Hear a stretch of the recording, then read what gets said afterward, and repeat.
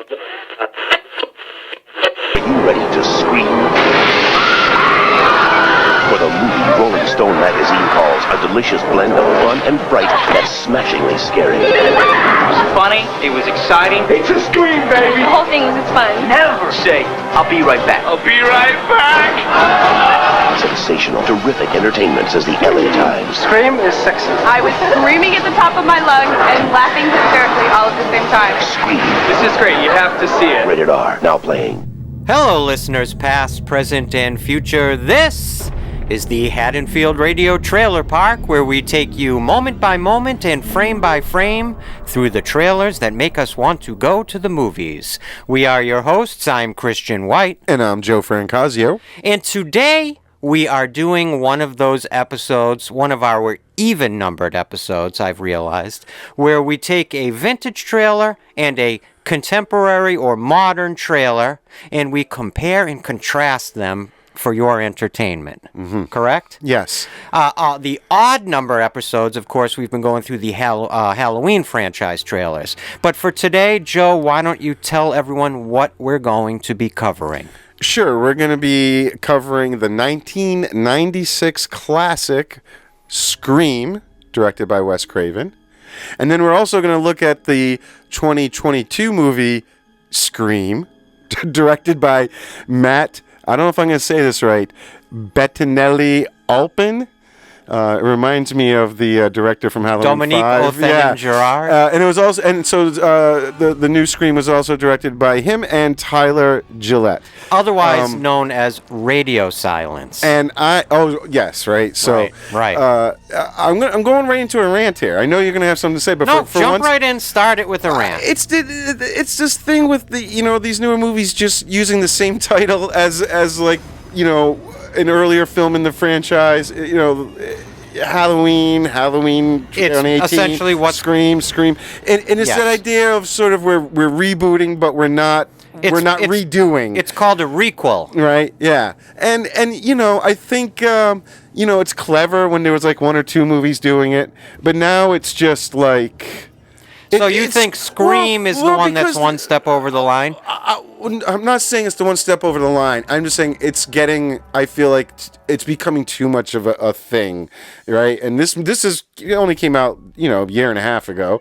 So it's a trend that I don't like that's happening right now, because the fans are still calling it Scream 5. That's how it's not like it's stopping people from using that, because that's how we have to identify it between ourselves. So I just don't understand that decision of filmmakers to want to distance themselves as a number in a franchise series. If you're going to get rid of the number, come up with a cool title. Why just go back to the original? Before we go any further down this line, let's just set a standard here and say, if we're going to be talking about Scream, the original Scream, we'll just call it Scream, the one from 1996. Yeah. If we're going to be talking about the Scream that's from 2022, let's just, for the sake of conversation, we'll call it Scream 5. Good. Okay, I like that. Okay? All right. Now continue. I'm sure you have a lot more info. I'm wondering now, just off the top of my head, is the logo for the original 1996 Scream the same exact font and logo that they use for the Scream of 2022? Because see how the little in the M. I believe that M point is a little longer in the later one. Off the top of my head, without doing any research. The shape of it could lend to the Roman numeral 5 that gives you the Scream 5. And of course, by the time they get to Scream 6, they do put that sort of part of the M, the V and the I, in reds to, which they should have kind of, even if they did that, maybe, I think it's because Scream 5 isn't so much a sequel to Scream 4. Whereas Scream 4 is absolutely a sequel to Scream 3, which is a sequel to Scream 2, which is a sequel to Scream. I see what you're saying. The fifth Scream, they're breaking the cycle here, is the first film without Wes Craven, because he had passed away. It was a reboot of not just the storylines, but sort of the franchise. Well, yeah, Dimension had lost the rights, Miramax. At this point, we go over to Spyglass for these last two new Scream movies. Right. Which was, I think a big part of it, too. But I would say that... Because, Dimension had no plans of making a Scream 5. 4 did not perform the way they had hoped, even though it made money. 4 is my least favorite of the whole franchise. I really didn't mind it. But that I remember you said. Yeah. You said, well, I remember you saying, well, if you like Scream 3, then what's wrong with Scream 4? Yeah. But to me, it doesn't feel like it's its own film. It feels like the juxtaposition of ideas that sort of end the original 4 films. Yeah. It just feels more like what became an anticlimactic ending for the franchise at that point, maybe, is part of what my problem is with it. Yeah.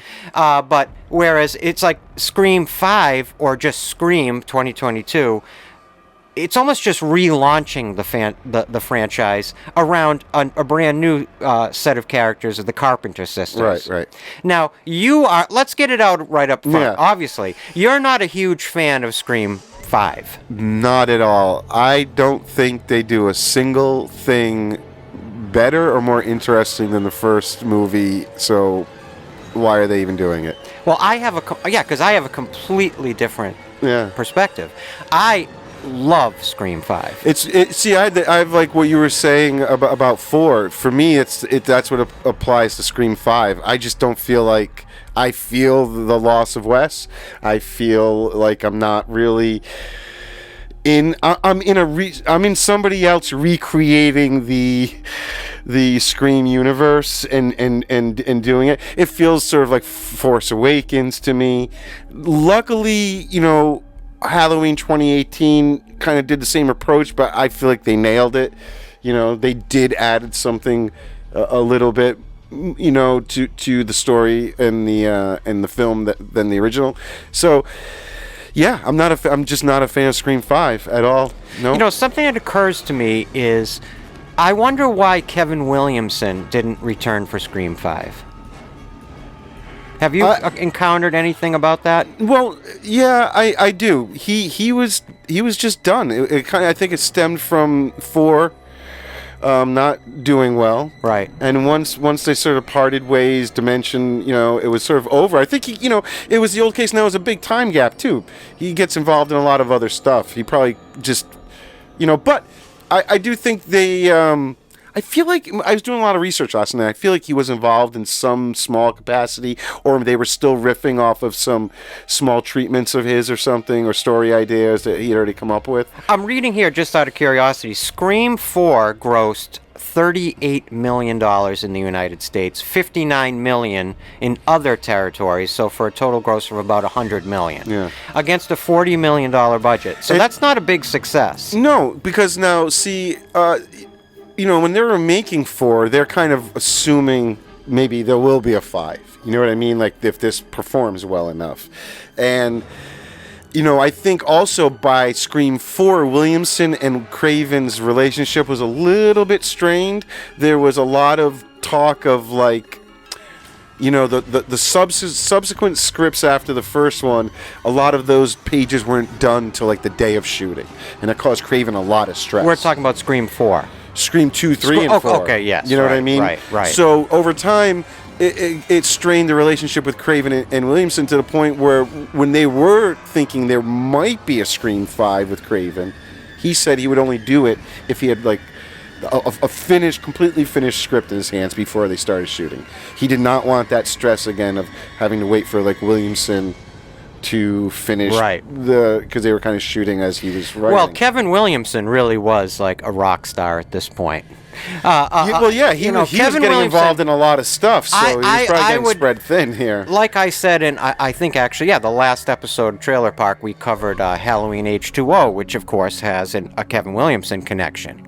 Kevin Williamson, looms over the entire decade of like the mid-'90s to the mid-aughts. It's like just Kevin Williamson's decade. I mean, he went straight from Scream to what? I would argue in terms of his voice and its influence as a writer, I would put him in that time period second only to probably Tarantino in terms of his reach into television and film. So I think it's interesting, the Scream franchise that has almost like these like two iconic people behind it. Obviously Wes Craven and Kevin Williamson. Yeah. It's interesting that when you Wes Craven to me is more easily identifiable, I think, through the prism of the Scream franchise, in reality, even more so than the Nightmare franchise. Yeah.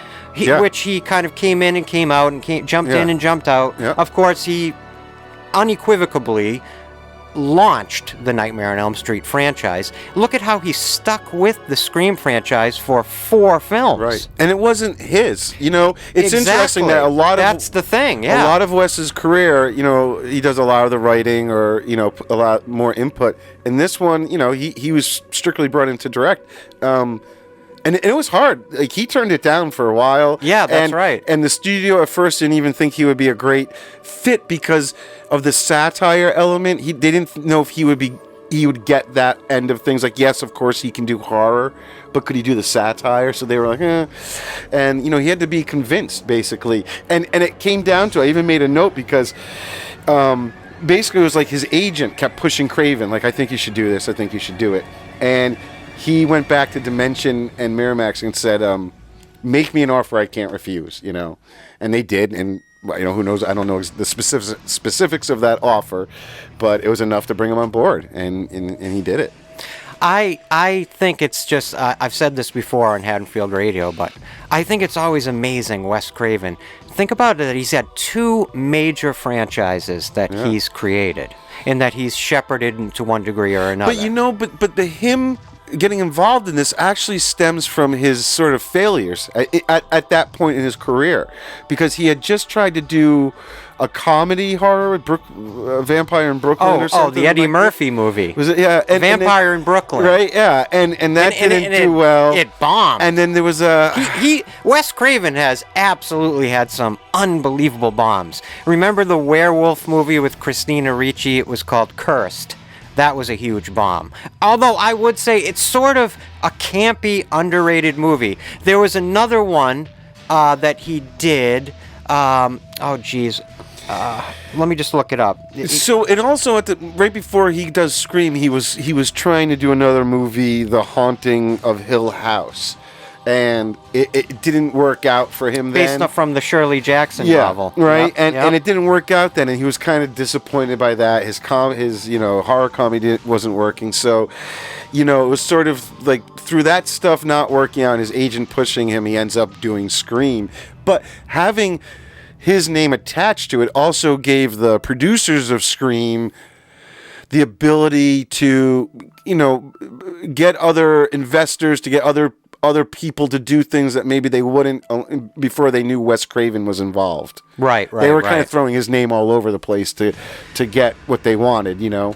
Yeah, I just wanted to say, I was trying to think of the title of the film I was relating back to Wes Craven. It's this one called My Soul to Take. Have you ever seen this movie? I would guess it's like 2010 it's not or 11. Ringing a bell, anyway. And he put it out, and it was sort of almost like a return to like sort of like nightmare-esque cinema, like that style of the original Nightmare on Elm Street. And it didn't make a lot of money, but it's sort of like almost like a underrated gem in Wes Craven's career. Yep. You know what another one is? Remember People Under the Stairs? Yes. Do you remember that movie? Yeah. And it's actually like a racial satire more than a horror film when you go back and look at it now. Yeah, no, I was an adult looking at it. Yeah. But I remember like how eccentric that was. I remember seeing that in the movie theater, and it's such an eccentric movie. So he had a lot of reach. Vampire in Brooklyn, I'd be wanting to kind of revisit that one, to be honest with you, because I haven't seen it in years, because I think that Wes Craven had been passionate about that film. Yeah, it was, you know, this was later in his career, he's a little established, he wanted to... And at that point, getting Eddie Murphy in such a strange role, but Eddie Murphy loved horror, just you know, so he wanted to do something... you know, related to horror. It's weird. I'm only now, since we started doing the show, really getting this appreciation for Wes Craven.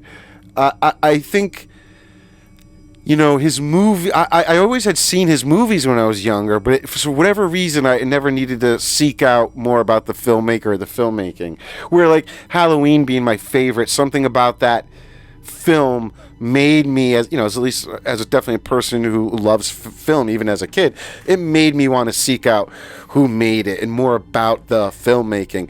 Nightmare on Elm Street movies, I think mainly, at the time I was a kid, so I was wrapped up just in the phenomena of Freddy and everything else, but I wasn't watching them because I was like, ooh, this is filmmaking at its best. But now as an adult, I look back and I go, oh my God, all these movies of Wes Craven's, I can really appreciate his style and what he adds to film. How about right in the middle of the Scream franchise's dominance over the horror genre? Yeah. Right in that time period, 1999, Wes Craven makes this movie, Music of the Heart, starring Meryl Streep.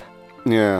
1999. It's such a fascinating entry in his career.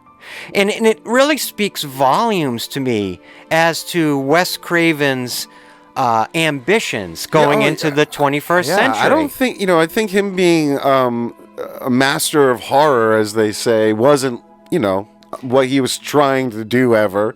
I don't know if any of these guys are ever trying to do that. But. In its wiki, it says it was director Craven's first and only mainstream cinematic film not in the horror or thriller genre, and also his only film to receive Oscar nominations. Wow. Yeah. Another one that always I like of Wes Craven's oeuvre that I like is with Cillian Murphy, who just won the Oscar for Oppenheimer, and it was called Red Eye, with him and Rachel McAdams, and it's like a Hitchcockian thriller set on a flight. It's on like a 747, and the entire movie takes place in midair. Like the and Twilight Zone episode? Well, it's more like Hitchcockian, a suspense movie with those two actors, and during the course of one flight. And remember that Johnny Depp movie with Christopher Walken called Nick of Time? And the hook of that movie was that. So let's say the movie's 97 minutes long. Yeah. So Nick of Time was in real time. So it took place over like a 97-minute stretch, and that was like the hook of the movie. And I believe Red Eye was done in kind of that same style. Gotcha. But Scream 4 was actually his final film. I'm looking at right now. Yeah. The other thing that I've been thinking about a lot, and this is a thought that I've had for a while, that I've been trying to find the right place to kind of put into our show, and I said, this is the perfect place, is I love thinking about these like informal trilogies, and I think last episode I mentioned the one about the Laurie Strode trilogy of Halloween 1978, Halloween H2O, and Halloween 2018. Right. These three eras of Laurie Strode. Or we're doing the Nightmare on Elm Street films right now on Haddonfield Radio. And within that franchise, there's like an informal trilogy that I call the Dream Trilogy. Nightmare 3, 4, and 5, right? Or in the Halloween franchise, there's what would be another, the Cult of Thorn trilogy, an informal trilogy. Well, I have this one that I've been thinking about. The three films that I think are probably the most important films in the history of modern horror. And I would say 1960, you have Alfred Hitchcock's Psycho, then 1978, Halloween, and then 1996, Scream. Yeah, I was going to bring up, like, Scream has got a huge Psycho story the DNA, device. There's DNA that runs through those three films. Yeah, and they did the old trick of literally in some cases. Of killing, like, a main, what you think is going to be the main character off early on, which puts the audience, uneasy feeling, because you don't know, it means anybody could be killed. That's exactly at that point, right. You don't everything. All bets are off. You don't know what's really going to happen. Even like the way Drew Barrymore, the character is designed with the short bob of blonde hair, like a Hitchcock, character. Yeah, you know what I'm saying? That caused a big thing. The Weinstein brothers hated that all of a sudden she cut her hair like that for the opening scene.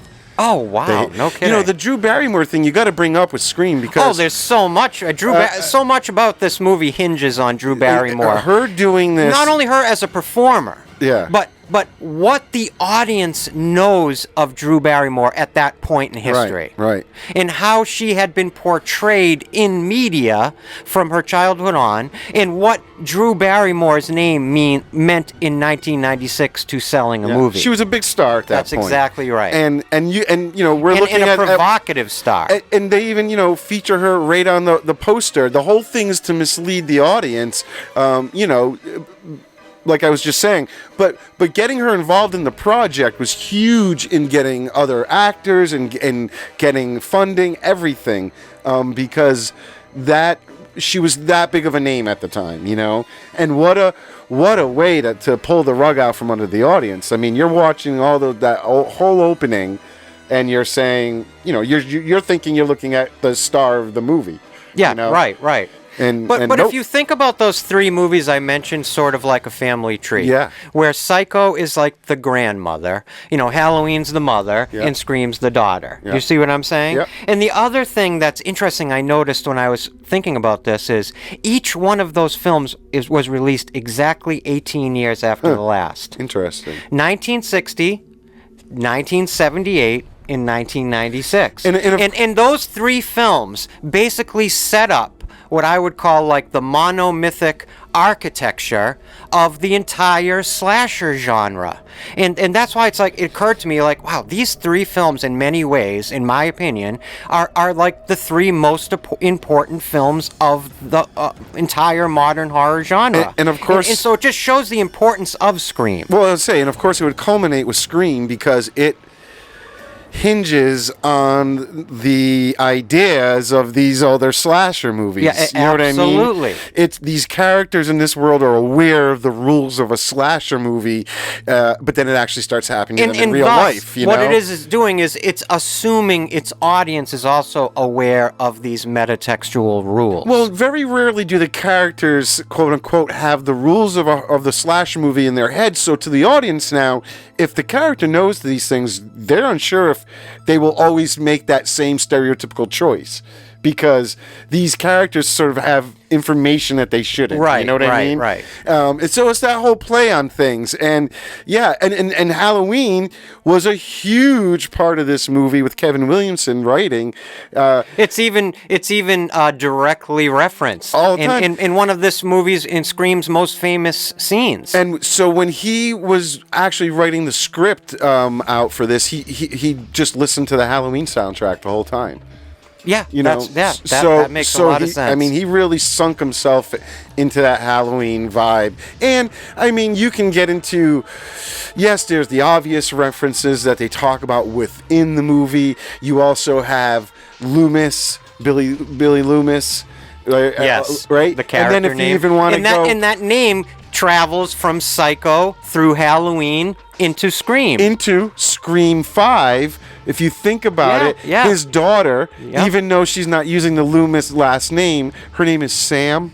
Yeah. Sam Loomis would be her real name, if you really want to, you know. So it's like you're absolutely right. They are keeping this like hardcore Halloween tie, you know. When this idea of the importance of these three specific films hit me, it's like one of those things that once you think about it, then like you can't not think about it. Right. That actually the entire era of horror that I would say stretches from the 60s to the mid-90s really is defined by those three films. Everything else sort of springs out of those three films. And the other thing they all have in common is this idea of metatextuality. Yeah. Now, Scream is we all understand what we're talking about there. But you think back to movies like Psycho or even Michael Powell's film we've talked about on Haddonfield Radio before, Peeping Tom, which was also from 1960 and also played with this idea of audience expectation, metatextuality. It literally is the story, this incredibly darkly fetishistic story about this filmmaker that attaches a bayonet knife to the end of a camera. And actually films himself murdering people with the camera as the murder weapon, basically. And then Psycho takes it a step further, where you have the guy the killer. You're put into the perspective of the killer watching, peeping through the hole in the wall. So now it's the audience You're again forced is to- starting to get information that the heroine doesn't have, or the victim doesn't have. Right? Well, you are with the killer in a way that we haven't really seen on film. Like Michael Powell's Peeping Tom, or like you just said, or Hitchcock's Psycho, yes, and Carpenter and Deborah Hill's Halloween, you are placed in the antagonist's perspective, subjectively, and you're forced to peep through the wall at Janet Leigh undressing. You're forced to do that. That's the thrill of the film. Now, Peeping Tom was so transgressive when it was released that it actually ended Michael Powell's filmmaking career. Well, back it's then, only yeah. retroactively looked at as the classic that it is. And then you think about Norman Bates leering subjectively into the camera with that grin, the iconic, very end. exactly, where he's literally looking at the audience. It's like the camera pulls it out of his head and flips around to almost look at him now, and you know, we're not. He's looking at us now, yeah. And then you think of like Wes Craven's own New Nightmare, which of course was metatextual. And then you go back, and in our research doing Haddonfield Radio, we realized Wes's ideas for metatextual storytelling stretch back to like Nightmare 3. That even like the unused time travel elements too get a little. There's another meta. film that's very metatextual that I love bringing up references on our show. And it's a film that has one of my favorite posters of all time, which is the 1992 Belgian film Man Bites Dog. Have you ever heard about this film? No. And the story is about a camera crew that gets the chance to follow a serial killer around. Huh. And it has this very metatextual style that was like a very self-reflexive storytelling that sort of made it a hit, like an art house hit in the early 90s. And it has this poster that's so iconic of the lead character. It's from the perspective of, imagine a baby in a little baby carrier looking up at a man pointing a gun down, like he's now shot the baby, the pacifier shooting off into the air. Oh, wow. So he's shot an infant. That's brutal right from the poster. Transgressive, taboo cinema. Yeah. But again, metatextual example of that I just love. I always love to bring that up. So this it moves again like systematically, genetically through these films. Yeah. This idea of metatextuality and its effect on the subjective participation of the audience. It messes with my head sometimes. In the same way, you know, you sit there and. Sometimes I think about time travel. I love time travel movies and all. And you get stuck in loops. When I start thinking sometimes about this idea that they play with within the Scream movies, sometimes, especially as they kind of go forward too, you can get lost in this like loop of like what's referencing what here. You know what I mean? Well, it was only through the Scream films that Joe and I were able to create this theory within the Halloween franchise that allows you to tie the events of Halloween 3, Season of the Witch, into the Halloween franchise's timeline too. Yeah. Remember that?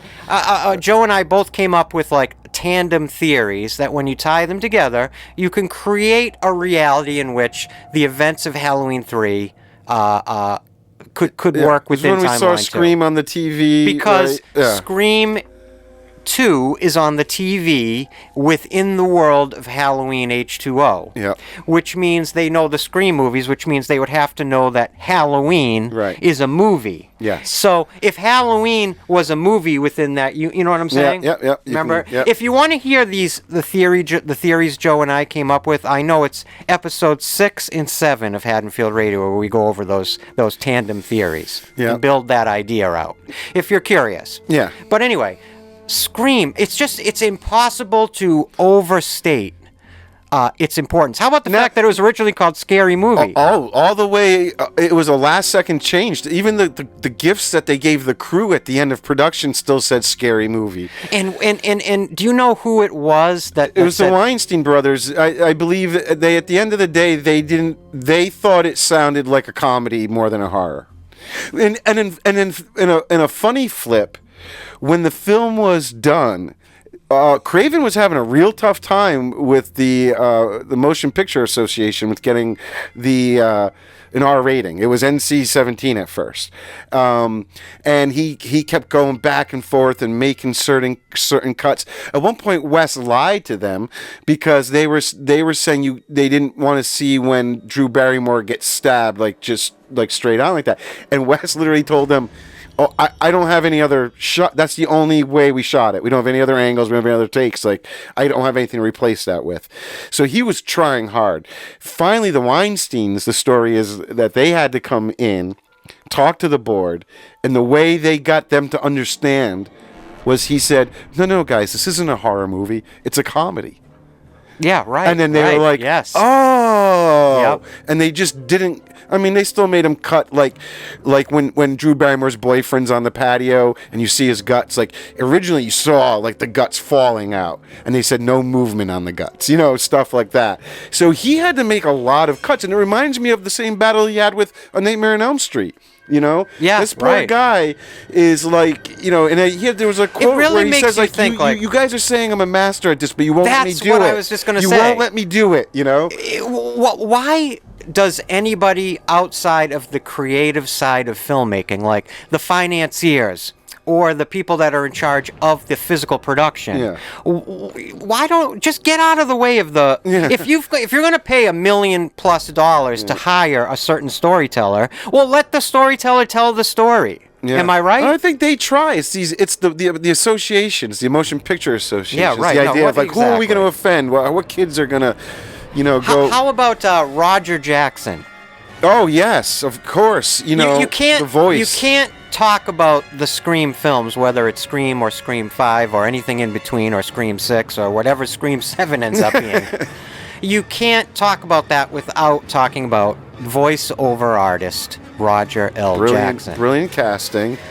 Literally the perfect voice. And they did some great things when they were filming, at least the first one. I don't know if they kept up the tradition, but during all those phone calls, he was really on the other end. Yeah, I was reading and that. He wasn't seen. The rest of the cast did not meet him until the movie was done. Right. And so he was always around so he could deliver the lines, but they never saw him to kind of keep up the illusion, And how about another thing you have to talk about? One of my favorite aspects. Now, I've said before, and I don't say this disparagingly, but only recently have I gotten a much better appreciation of the Scream franchise. But up until recently, it wasn't my favorite horror franchise, right? I totally But now, agree, suddenly, I have a much more renewed respect and admiration for it. And one of the things I love the most about it has to be that mask. Yeah. The Ghostface mask. Now, we mentioned before in another episode this idea that when I think about the most iconic horror characters, you think about Michael Myers, Jason, you think about Freddy Krueger, you think about Leatherface, the Tall Man. You can go on and on. Yeah. But I don't ever add Ghostface to that list because to me, Ghostface is not a character. Ghostface is a mantle or a costume. Ghostface is a disguise, right? Yeah. But I adore the look. It's that mask, the Fun World Co. mask. Ghostface mask.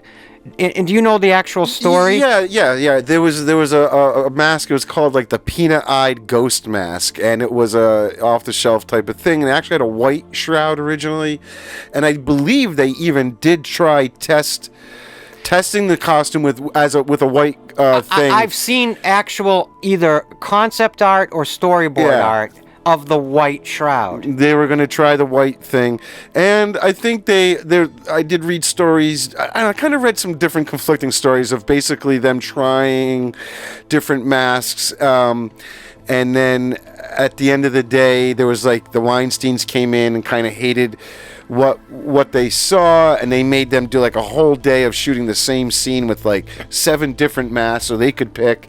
Well, how about the fact that they found the mask on a production location scout? Yeah, but it wasn't exactly this. So what happened was they found that off-the-shelf mask. They go to tour a house to potentially be one of the filming locations. Yeah. And there's a box of stuff that belonged to the people who own the house. And on top of that box was the Fun World Company mask that is the Ghostface mask. Well, no, it's similar. Okay. So what happened right. was the movie people said, hey, we need to make our own version so we don't get sued, right? So they actually had, I think, K&B. They tried to get the rights, and there was something weird where they couldn't do it, so they got K&B. Who did, I've read, I think they did like 6 variations. Right. That were very similar. And ultimately they tried a few different things, and there was this whole... But I think eventually they had to go back to sort of the one that was closest to the original, and all they said, I guess, did was elongate the mouth a bit and slightly change the shape of like the eyes, just so they wouldn't get sued. But it is a very close to the original Funko because they were testing with the Funko mask, and the Weinsteins weren't happy, and I think it was Craven or Williamson that said, "Hey, just." Let us show you the first scene. So they show them the Drew Barrymore death scene, and after that they left them alone with this mask, with the Funko, with the original, Well, there's and they were like, okay, yeah, you guys do what you got to do. There's 3 elements to quote unquote Ghostface that I think really are what make it iconic. There's the mask, the black robes, and then that particular hunting knife. And I would even say, at least in the first movie, I loved the his like stance. It's like the hunch over run. Oh, 100%. That sort of that sort of. It creates an identifiable silhouette, similar to like when we talk about Freddy Krueger, and Robert Englund had the idea that the glove has weight to it, and so it lowered his shoulder and creates almost like this, what they would call like a gunfighter silhouette, and that you could see, and you instantly with the hat, and that's Freddy Krueger. But you're absolutely right, Ghostface, no matter who is under the costume or behind the mask in the various films, they adhere to this physicality that ties together the appearances of Ghostface throughout the entire franchise. And I think it is through that physicality, it's almost like part of the disguise. Yeah, no, yeah. I was rewatching the first movie last night a little bit, and I was thinking that those very first glimpses you see when Drew Barrymore's outside, and so behind her through the window you can see Ghostface doing that hunch over run through the kitchen. It's actually, I mean, at that point you don't know what it is. What you haven't seen the mask clearly. It's pretty creepy to look at that black figure with the trailing pieces of fabric, hunched over, running. It was very well done, very well done. And I like that Ghostface is like always getting the shit kicked out of him. I was thinking that too. I'm like, this is a movie where although Ghostface ultimately is pretty successful. Well, I mean, I know it's multiple people, but the idea that Ghostface usually gets its mark. The people always fight back and usually get some pretty good hits. Oh, 100% on Ghostface. I think there's something so obviously frightening about the idea of home invasion too. In home invasion, like something like you see in a movie like The Strangers, right?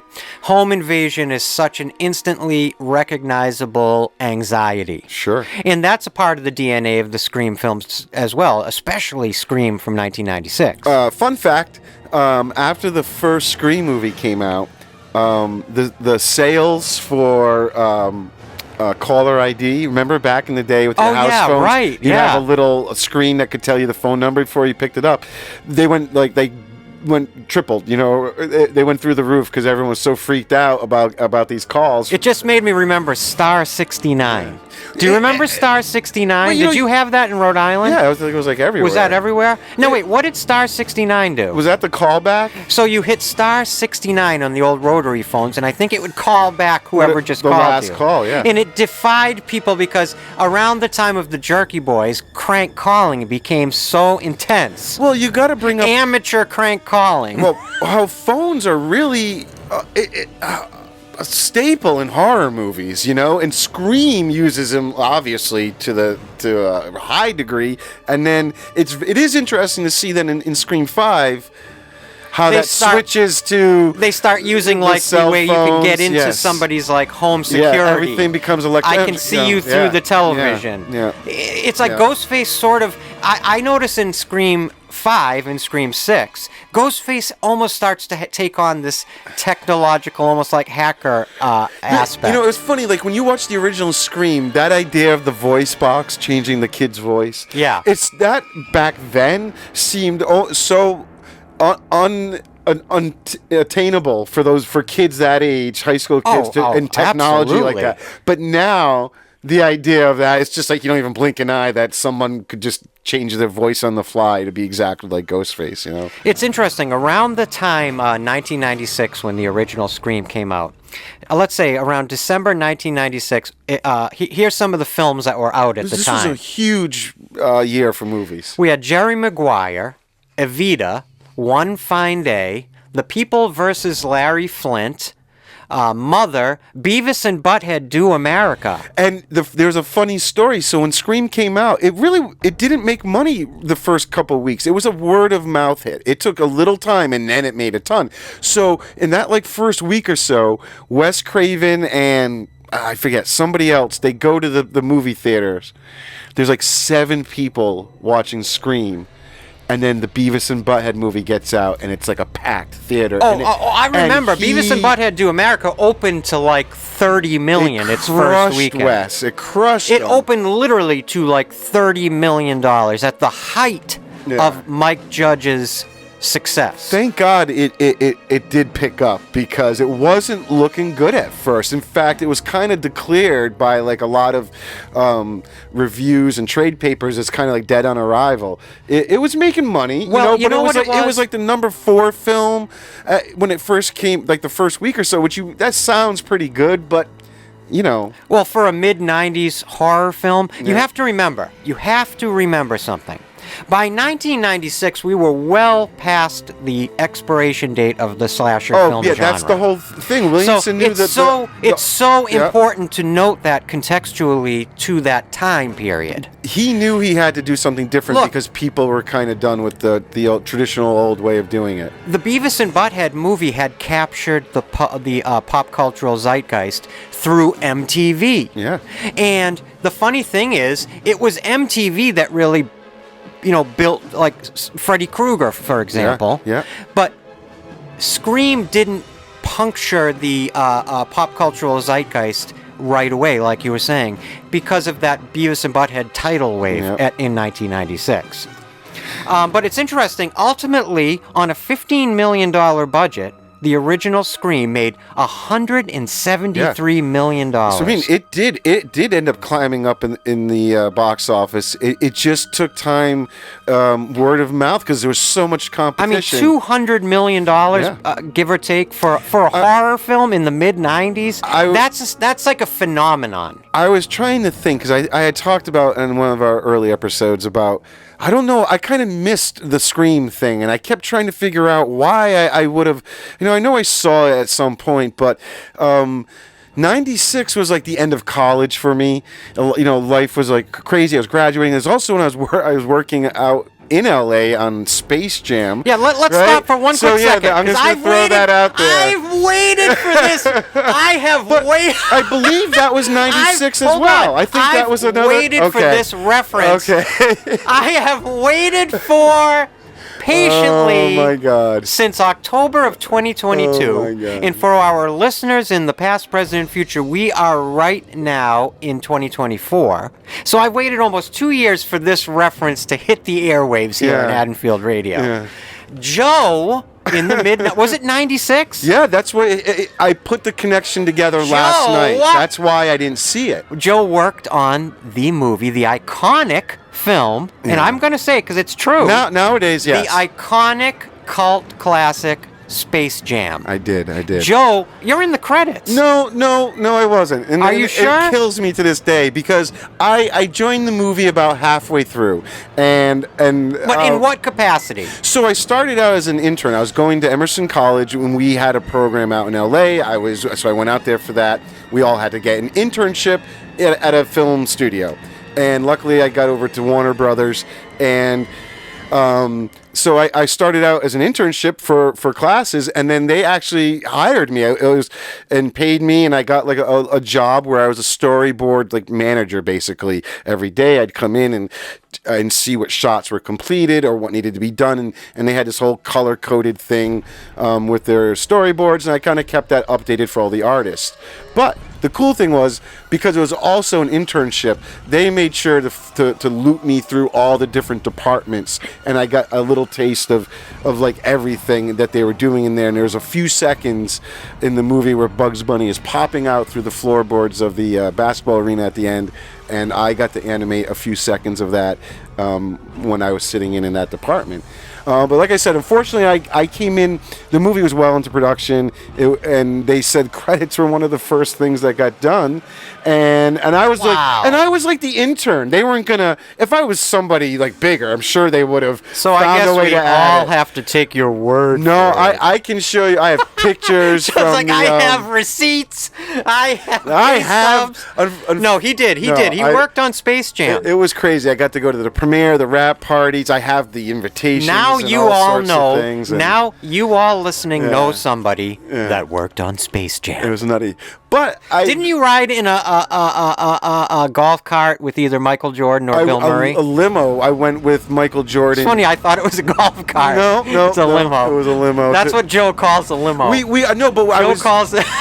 what Joe calls a limo. We were delivering Michael Jordan's golf costume to Planet Hollywood. Maybe that's what you were thinking of. Maybe that's costume. It. Yeah, it's all scrambled. My mind in the mid '90s is totally scrambled. Yeah. So I'm an unreliable narrator. And I'm very old. So no, that's a fun fact about Joe. And I think that is why I missed out on the Scream thing. I think I was just so into finishing school, working there. I know I saw it at some point, but I didn't. I usually as a film guy, I can remember, like where you were when you saw a lot of films, and I just can't bring up the Scream thing in my head, So recently I had to binge on all these movies, and maybe that's why Force sits better with me. I find them so entertaining, all of them. And maybe Force is better with me because I kind of watched it just like 1, 2, 3, 4, all like in 4 nights in a row. There was no waiting or build up, and it just kind of felt like a one story that kind of. It's one of the few like franchise rewatches I've done over the last few recent years that really set my own mind going as to what I would do with Scream. Yeah. And we even talked about it on I think our live from the basement live stream episode. Was it that one? Yeah. Yep. That I threw out my Scream 7 pitch. Because, of course, Scream 7 has been having an S-ton of problems. Not least of which losing both Melissa Barrera and Jenna Ortega. And then losing its scheduled director, Christopher Landon, who had made Happy Death Day. So as of the time that we're recording this episode, in what month is it right now? March of 2024. Scream 7 is being kind of like readjusted. Yeah. I was gonna say, I bet this could be a good time to give a little time between and kind of do a reset, one of these resets again or something. When we talk about the Scream 5 trailer, I'll talk more about it. But I love the Carpenter sisters as characters. See, I love the performances of the two actors. Jenny Ortega, I don't mind. The other one. You don't like Melissa Barrera? No, she killed 5 for me. I think she's my favorite part of 5. I hated it. She is literally I have a lot of respect for her, and I think she's a great performer, and I think she's it's funny because Jenna Ortega we were just talking about the public, capturing the public zeitgeist. Well, at that time of Scream 5, one of the interesting things to me about it is that Melissa Barrera is clearly the protagonist. Yeah. Her character, Sam Carpenter. Yeah. But Jenna Ortega, who gets the iconic opening scene, sort of ends up stealing the spotlight of the film, a lot of which because she had played Wednesday Addams on that hugely popular Netflix series, Wednesday, the Tim Burton series.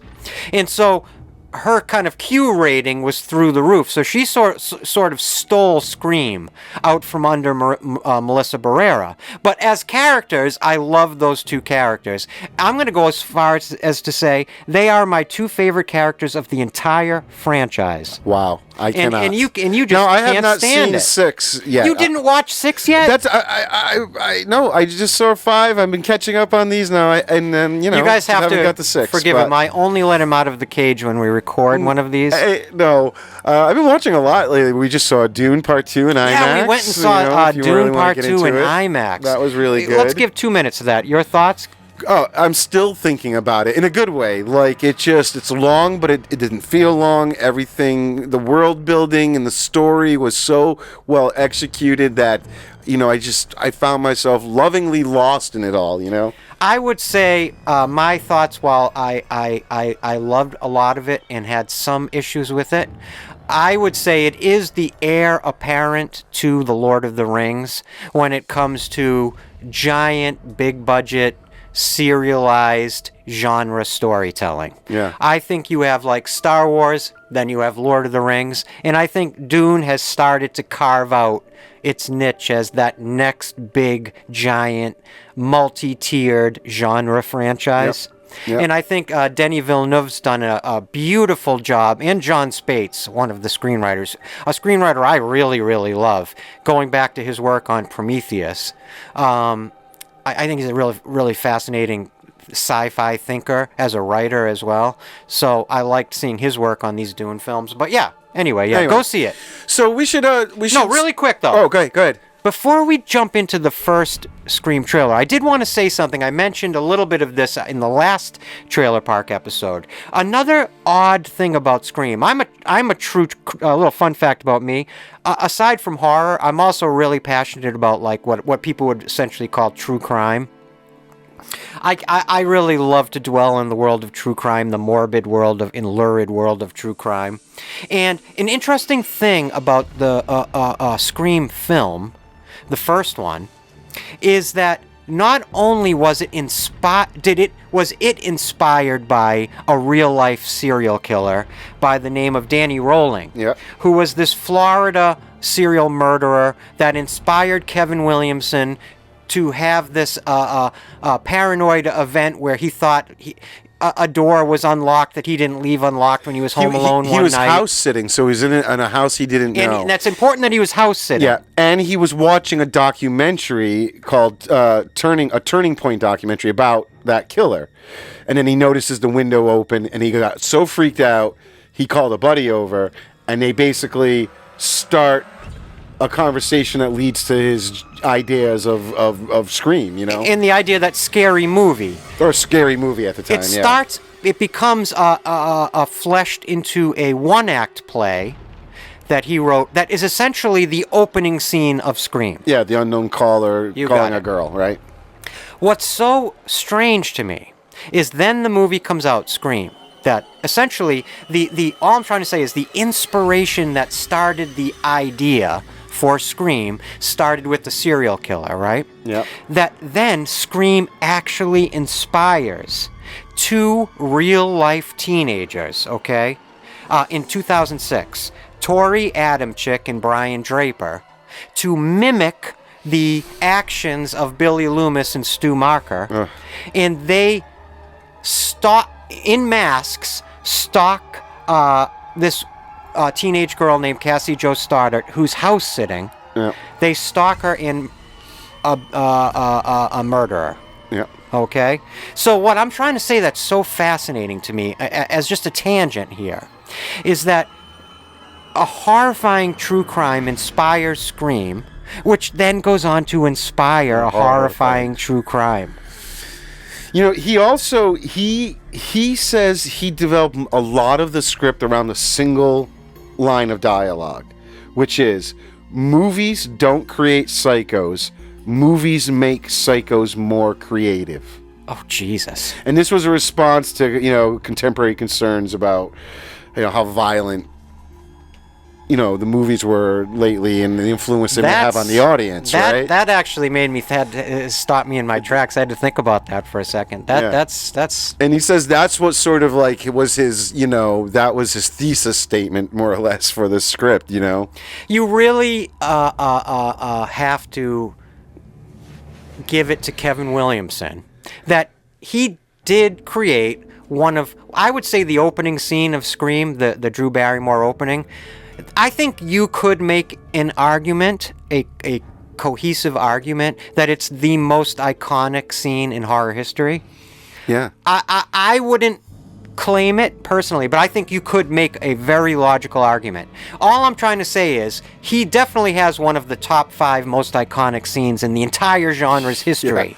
Yeah. I mean, that movie, think about it, they jump right into it. There's not a lot of build up. There's not a big wait for a good kill, or the reveal of the killer. And it's a brutal killing. Right. Drew Barrymore, her character's killing. Is her character named Casey? Yeah. Yeah. Her character's, Casey's killing is brutal. Yeah. And that the brutalized, murdered body of Casey is found by her parents. Yep. So it doubles down on the traumatic horror of it. Another fun fact, Williamson put another Halloween reference right there. So when Casey's parents come home and the dad says to the mother, go down to the Mackenzies and call the police. That's exactly what Laurie says to the kids. Go across the street to the Mackenzies. God, you're absolutely right. Yeah. So it's like setting up. It's so interesting that it's so iconic a scene, and yet it's iconic because of its familial connections to all these other films that came before it. Well, and they talk. They talk about it. It's one of the films that works because it doesn't try to be ahead of the audience all the time. It anticipates that the audience is going to be keeping up with it, but then it has that Agatha Christie style, like Scooby-Doo style, who's under the mask reveal, and so the whole movie, or all the Scream movies, you're always wondering who's Ghostface. They obviously reference a lot of different horror movies in the movie. That's like think about it in like the first 3 minutes. They reference Nightmare on Elm Street, Halloween, and Friday the 13th, in her conversation. So they are really, like, setting you up right from the beginning to understand that this movie is aware of the horror genre and films right. In their. But then, of course, just when you think, well, okay, that's what we're getting, a slasher movie in that vein. They pull the rug out from under you and they kill Drew Barrymore, and it's pretty brilliant. So, especially when you want to talk about the marketing of Scream, which is what we're here to really talk about. And they put Barrymore in everything. Drew Barrymore, as you're going to see, basically sells this movie, and yet it's not a false promise to the audience. It's a great scene. It's a beautiful scene. It's her scene, and therefore. It's like quality, not quantity, right? Yeah. So, what we should do right now, well, actually, before we watch the first the trailer for 1996's Scream, let me just say something real quick. If you've taken time out of your busy life or schedule to sit and listen to Joe and I babbling on about the Scream movies, then I want to tell you on behalf of both Joe and myself how much we sincerely appreciate you and how much we sincerely appreciate your support of Haddonfield Radio and of our creative work here. And we do this because we hope you guys are listening. When we're doing this and sitting down here in Joe's basement in front of these microphones, we're doing it because we're picturing all you guys in here with us.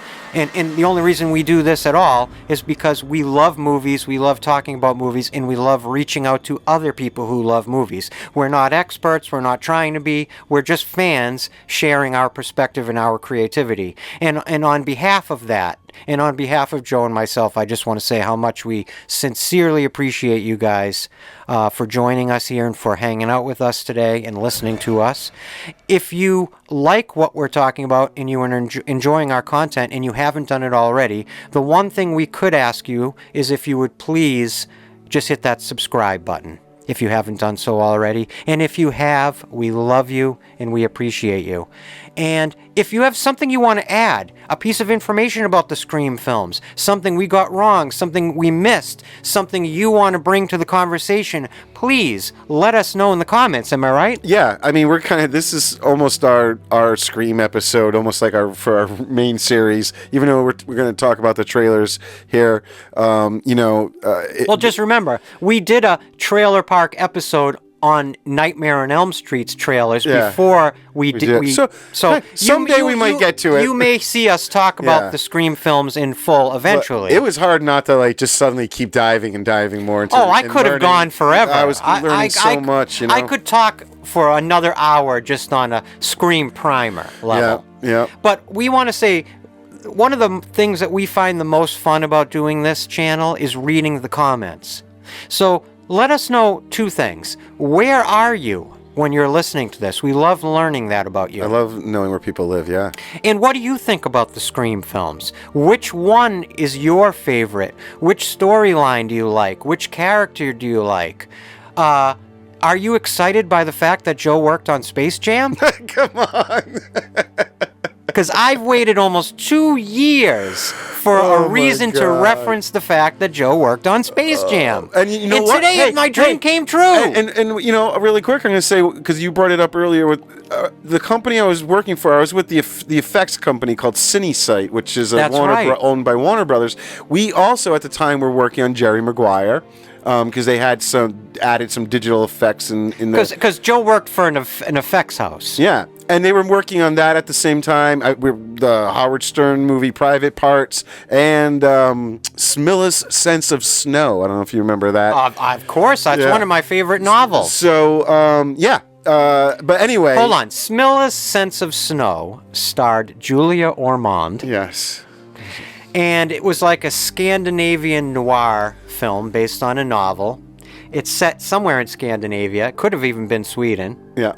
And so, yes, I do know that film. I didn't want anyone to think I didn't know that reference. I can't remember what the effects were that we did for that one, but I remember that was... It's a deep cut reference because a lot of people don't know that film. Yeah. And what was that? That's probably had to be the mid-'90s then that came out. We were also one of the many effect houses that were taking on effect shots for Titanic because they were running so far behind schedule that they were just shopping stuff out everywhere. Yeah. And then my greatest day ever was the day I walk into the copy machine room and I look in the recycling bin at people threw away stuff. I see all of these amazing scans of a Millennium Falcon model, and I'm like, what is this for? And I just start asking everybody, what is this? And sure enough, it was like the special editions were about to come out, and we were doing something, but it was so top secret I couldn't. I remember whoever put those in there got in trouble for leaving those out. Wasn't the New Hope special edition, was that 97? Yeah, exactly. So that's funny. It was right around that time. I don't know what we did for it because we were Warner Brothers, but something was going on Jesus, over there. Remember when the special editions came out in theaters again? Yeah. With all that weird new, the Jabba the Hutt footage. I was in the Space Jam offices. I remember when I watched the trailer on a Mac. That was a big deal back then to watch something on a computer. And, it was a crazy special time. I got to really see the filmmaking process inside. I was going to the dailies. Ed Jones was coming in and everything, and I met Ivan Reitman, Bill Murray, every sports person that was in that movie. It was good stuff. And I live in my mother's basement. It was my 15 minutes of fame 30 years ago or something, Come on. No, I love it. It's one of my favorite Joe references is that he worked on... Now, I'm going to say Space Jam, I would literally say that it's an iconic cult classic. And at the time when we were making it, that was not the feeling, because this was like the first. It was supposed to be a huge movie. It was, but you have to remember. So it all banked on Michael Jordan, who, while we were making it, the producers were not thrilled with his acting performance, shall we say? Well, let's back up a step. He had proven himself having some comedic chops if you go back and look at his Saturday Night Live appearances. Yeah. And he has some actually very famous Saturday Night Live sketches. It was kind of like the idea, he was such a star, he was so bankable, it didn't matter what he did. But this was also when he was, switching to baseball, he was kind of done with basketball, and it was tough, they were often unhappy. He was very prima donna. I don't trash the guy too much. Oh, Michael Jordan? Yeah, he was tough. But so at the end of the day, when we were making it, we didn't think the film was, I don't know, everyone was kind of always joking about it, because it was also the first time we were mixing digital effects with Warner Brothers cartoons, like the Looney Tunes guys were starting to get, like they were hand drawn, but a lot of the background elements were now CG generated and stuff, and it was taking on a different feel, and everyone kind of had this like, ooh, this is looking. Well, Space Jam to me is like the heir apparent to Roger Rabbit. Yeah. The idea of bringing all these characters from different companies together, right? Yep. Now, did you ever see the Space Jam sequel? I it's have it very in my odd. digital library, and I don't think I've watched it yet. It's really, it had like LeBron James instead of Michael Jordan, obviously. Yeah. And what's really odd is they really went for that Ready Player One aesthetic of saying, okay, all these different corporate entities, everybody drop your guard. Let's just take everybody's characters and let's put them all into one movie in this big, giant, messy melange. Yeah. Did you ever see Ready Player One, the Spielberg movie? Also, in my digital library, haven't watched it Okay, yet. well, it's the same thing. It's got characters from every possible iconic film ever made. All these different companies just, again, dropping their guard and saying, let's all just throw the kitchen sink in. Yeah. So, yeah. But anyway, the funny thing about Haddonfield Radio is you tune in thinking you're getting an episode about the Scream films, and you get an episode about Space Jam. Oh, so anyway, you all know if you love horror, you love Space Jam. it was a horror, right? No, but it is. No. Tell me I'm wrong. It's an iconic film. Now it is. I was always surprised as the years. It was like a few years ago I realized that the people that were young when that movie came out, that are now grown up, that it holds a special place in their hearts, and it's become a cult classic to all those people. At the time, I don't know. I know it made money and everything, but I don't know. It didn't read like a Joe masterpiece. And I, we went to school together at Emerson College in Boston, and then pretty much right out of school, Joe just took off and went out to California to go get his movie dreams. Yeah. And he did. Right away, he suddenly was working on real movies, so it was kind of shocking. Yeah, but then you stayed here, and we wanted to go and be musicians, so I moved back to do that. He moved back to play a few clubs in Rhode Island that don't even exist anymore. Well, anyway, so what we should do is let's watch the first Scream trailer, because there's still a lot to talk about. Yeah, and what I'm going to do is it's kind of like the last episode with the H2O trailer, where I had two playing at the same time to see the differences, but the audio is the same. Scream had what they called a red band trailer originally, and then their normal one. And that's when you see that rated R logo in the beginning. And when it has that red, at least back then, I don't know if it's still around now, it meant that it was graphic. And so they obviously made some changes, and then there was the green version where you see green. Approved for all audiences. Yeah, and so it's interesting to see like the first 3/4 of the trailer is the same, and then all of a sudden towards the end you start getting some different cuts, probably less kills and stuff like that if you really look at it. But so you'll see that on the screen, the original red band, and then also the quote unquote theatrical trailer that you would have seen in there. Okay. That sounds good. And I want to point out, when you're watching, I think it's interesting that the music you're going to hear in the very beginning of the trailer is actually from the theme from A Nightmare on Elm Street. Wait a minute. Yeah. The music in the... Oh, my Just God. in the beginning. And it made me think about... So in our last episode... Well, that's a perfect fun fact. Yes, in our last episode of Trailer Park, we had an episode with Keith Voss, who who worked for a company that did trailers and on the H2O and Halloween Resurrection movies. And then I was thinking about it last night. I said, oh, my God, that was... He said his company did all the Miramax and whatnot. And I messaged Keith and I said, hey, did you have anything to do with the Scream trailers?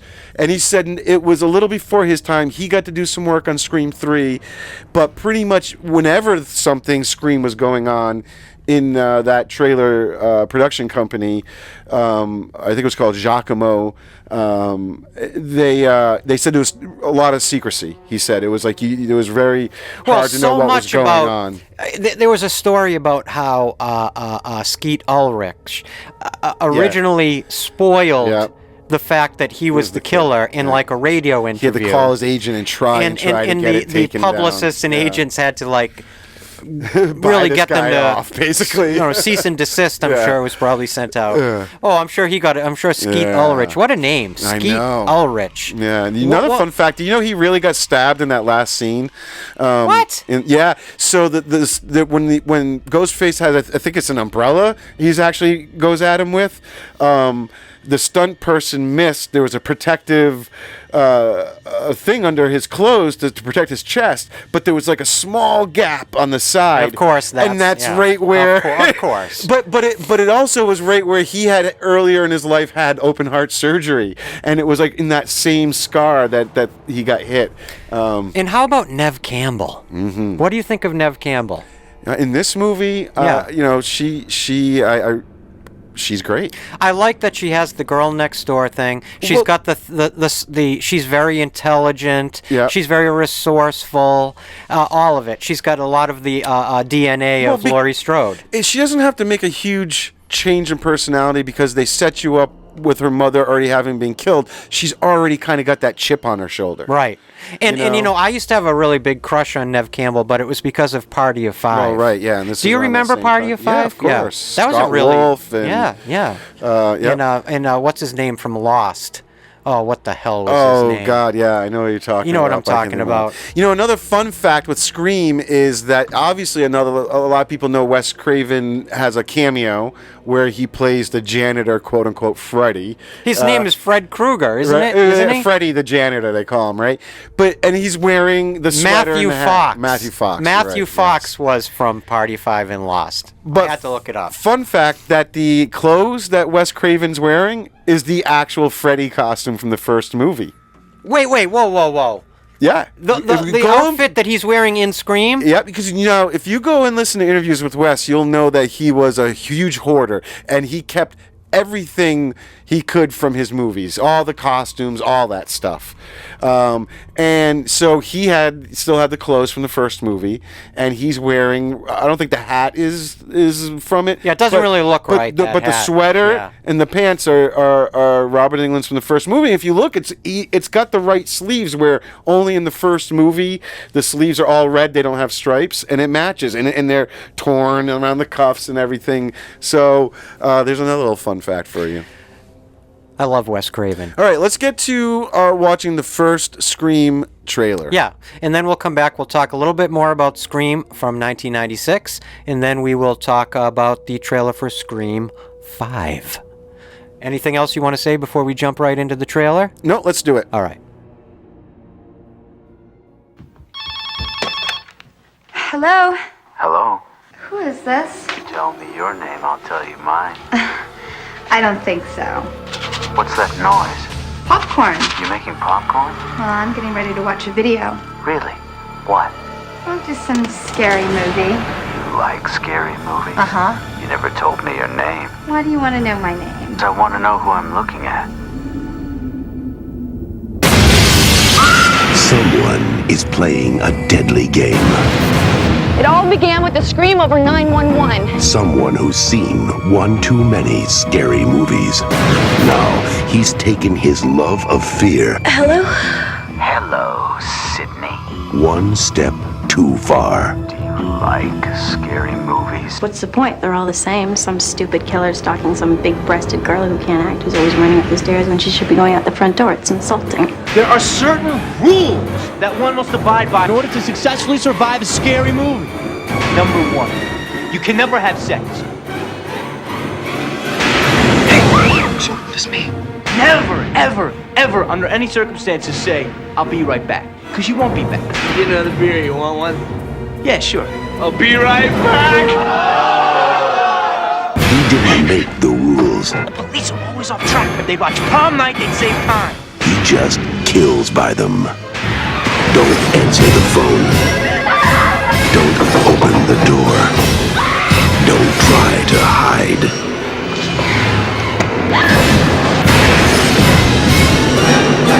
Everybody's a suspect! You're not scared, are you? Scream.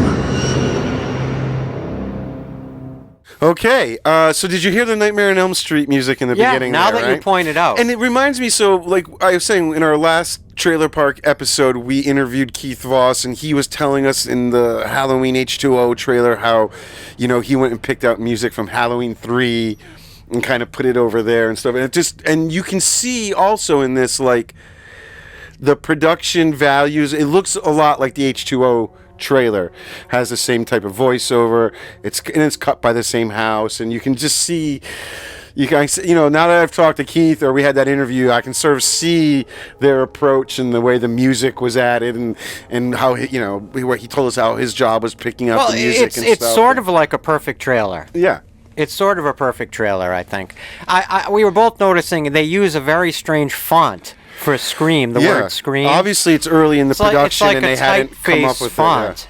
It could be because it was called Scary Movie.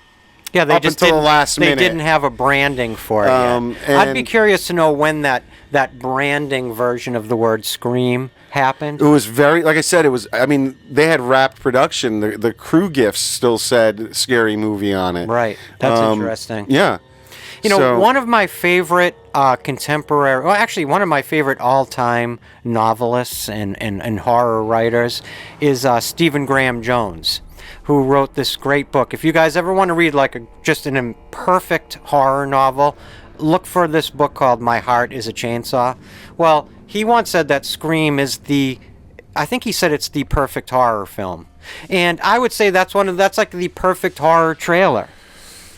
Yes, I see what you're saying. The trailer, yes. Like if I didn't, going back and putting your mind in like 1995 when this was probably being marketed, let's say, right, or sometime in 1996, you know, if I saw that trailer, well, that would have hit every single one of my buttons. Yeah, especially that they're already kind of giving you that idea of the self-referencing horror movie. Yeah, you know, oh, absolutely. with the Jamie Kennedy, diatribe in there. Yeah, and yet it also just feels like a standard jump scare style, like roller coaster ride horror film. Yeah, which I love. I'm not saying that like, discriminatory way. Right, I love that, like James Wan style Insidious or Conjuring with these like perfectly timed and executed jump scares. Well, Scream, Wes Craven's the master of that in too many degrees. Yeah, suspense. Yeah. Building that suspense is something he was sort of known for. That kind of Hitchcockian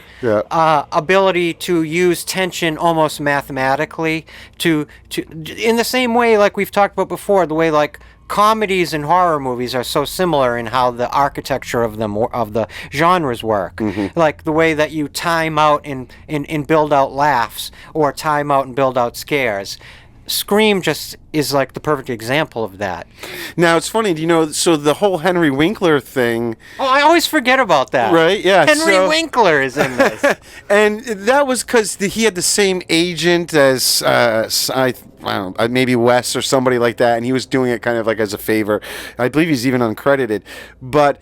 After they saw an early cut of the film, the Weinsteins, I think one of their comments was that there was just too long of a period in the middle without any killings, and because he wasn't originally going to be killed in the script, but then it actually gave him the perfect idea to be able to get the kids out of the house because they want to go see the dead principal's body.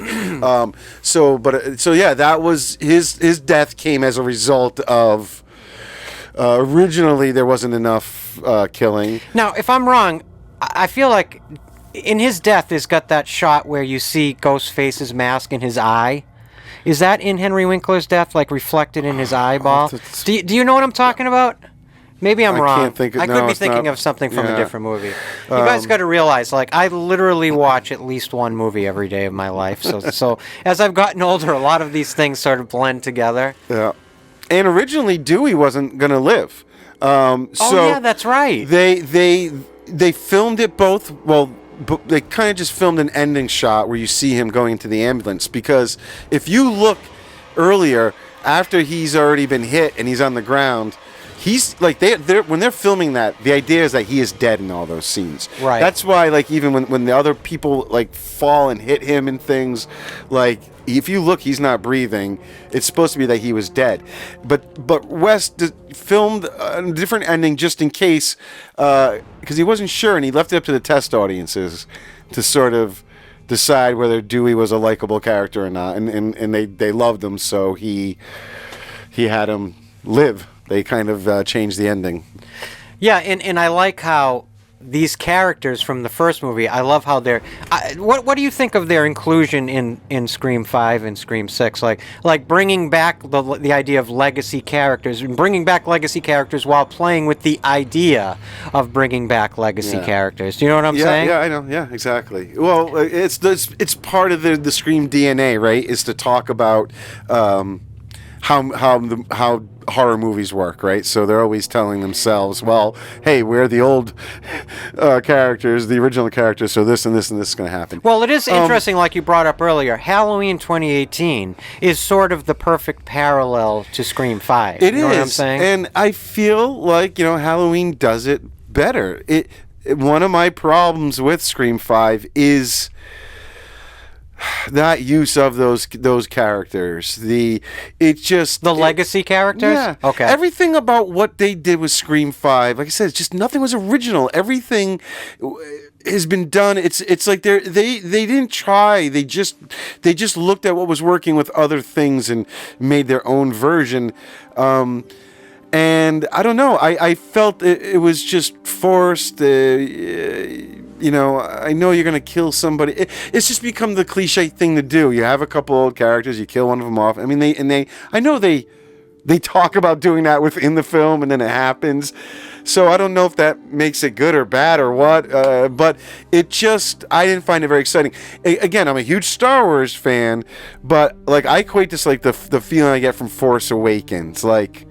It wasn't like a bad made film, which is also basically a requel. It's just they're just doing Force it again. Awakens is another perfect example of a requel. But adding the old characters, along with the old, new, and I don't know, the way it was done in Scream 5 just felt forced.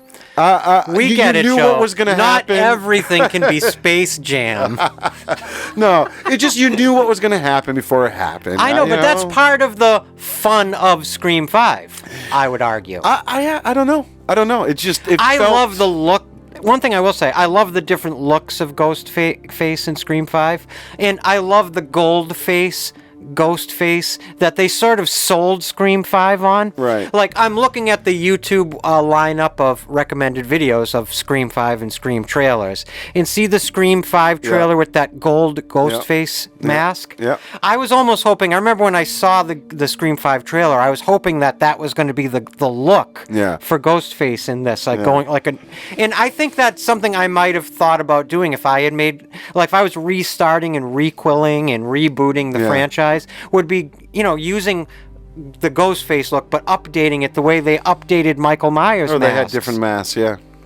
Now, I'm Even sure Jason changes. I'm sure in the Scream franchise lore and to the Scream franchise like nerds, I'm sure they would be screaming at their phone right now saying, there are different masks for every movie. I know, there are multiple variations for each film, but you know what I mean. Yeah, it comes off like it's just the same thing. But Scream 5 and 6 have some. There's one with like this like cracked look. Yeah, in like 6. It's got all these like cracks on it. Well, because they're doing what they did with Halloween. Yeah, like the aged Michael. Like 6 has this awesome scene, or is it 5, where the Carpenter sisters are in the convenience store. That's 6. Yeah, and Ghostface has a shotgun. Yeah, and see, that's weird. I watched that trailer last night, knowing I hadn't seen 6, but we were probably gonna be talking about things. So let me at least watch the trailer.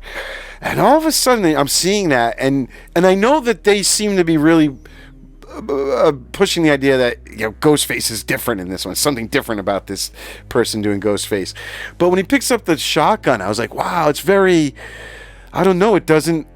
It's a new look, a new feel for Ghostface. What it is it's like saying we are not going to abide by the rules that have been set up by this franchise. Exactly. Because we exist within the making of a franchise that allows us to bend those rules. Who directed Part 6? Do you know offhand? It was Radio Silence. It was them again? Okay. Yep.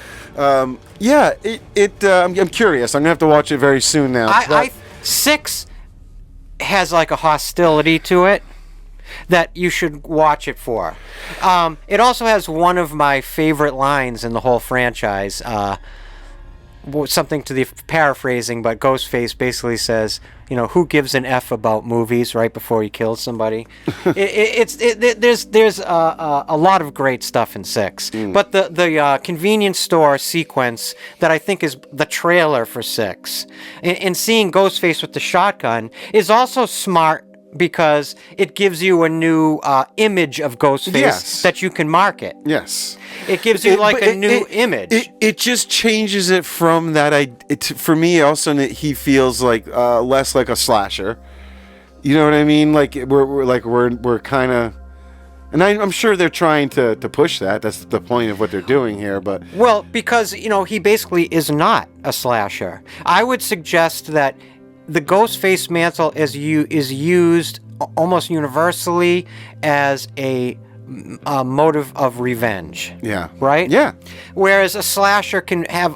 There are examples in slasher film history, of course, where the killer is motivated by revenge, of course. And up until 5, it's always stemming from a link to family, right? I was just going to say, but again, going back to Psycho and going in through Halloween, what becomes the real important kind of slasher film thematic link is those familial connections. Yeah. Characters driven by dark pasts within familial connections. And that's another thing that bugs me about 5 is they kind of are trying to do this thing where they're reversing it, right? And now the connection is between Billy Loomis's daughter realizing, Billy's her dad, and she literally has this ghost-like image of, or the spirit of Force Ghost. But Force Ghost. But what's weird? That's Force Ghost Billy Loomis, right? But isn't it really weird that they're taking the worst guy of this whole franchise, the guy who kind of put this thing in the action in the very beginning, the original killer, and they're trying to make you.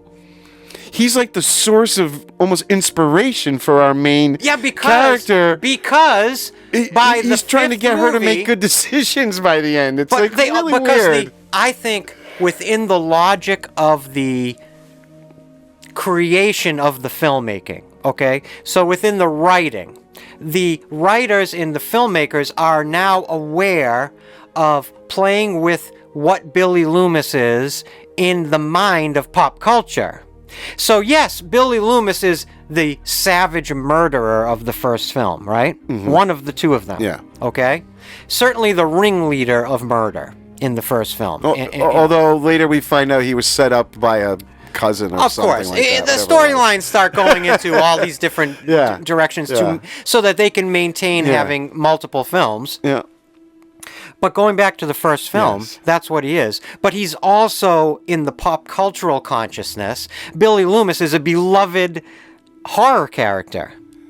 In the pop culture of that film world our world? In our world. Yes. So I'm saying the portrayal of the character in Scream 5 is playing on the history that the characters have with that character. Yeah, But it's exactly. also playing off of the perceptions of the horror audience that loves Scream from 1996. Do you see what I'm saying? And loves those characters, including Billy Loomis and Stu argue Marco. that it's just all in her head anyway, so it's not really like Billy is some good guy, but it's just her own. Yeah, you know, she's just visualizing. But it. I mean the effect it has on the audience. You know what I mean? Like you're using him as a source of like inspiration for this character in this movie, and they really bring back very Skeet weird. Ulrich. I know that. And then use de-aging. Yeah. Now let me just break this down for a second, because think about it. That's extraordinarily expensive for a mid-budget horror film, Well, even a franchise horror film. What was the Scream 5 budget? $24 million? Yeah. Do you know how expensive that de-aging? I'm sure. Even though the funny thing about it is, I just want to make a quick tangent here. Like, look at the de-aging technology in Scorsese's The Irishman. Yeah. Costs like $100 million, but people do it on YouTube for free, and it's 100 times better. Well, every year it's getting easier for the average guy to do it, right? To the fact of that, Disney actually hired a YouTube de-ager to do de-aging for them because he's so good at doing it so inexpensively. Yeah. And I would argue that the de-aging in The Irishman looks horrible for what they spent. But the Billy Loomis de-aging, while expensive, I think looks good to me. Yeah. It doesn't look obviously de-aging. I do think he looks a little older than a high school student. Though, what I'm driving at is for them to say to the studio, the radio silence, we need the money to do this idea. It's an important It has to be an important idea. To have that anchor. We always talk about when you're doing this stuff and you're getting down to 5th, 6th, 7th movies, it's so important if you can anchor people back into some of the movies that really were hits for the franchise, you know? And you have to understand it also allows for this critical, important thing to happen in Scream 5 with the character of Sam Carpenter, where due to her genetic lineage connected to Billy Loomis, now you have this potential storytelling diversity with that character going forward, that you can send her down dark paths or light paths. You feel as a little bit of a stretch, though, that the idea that Billy had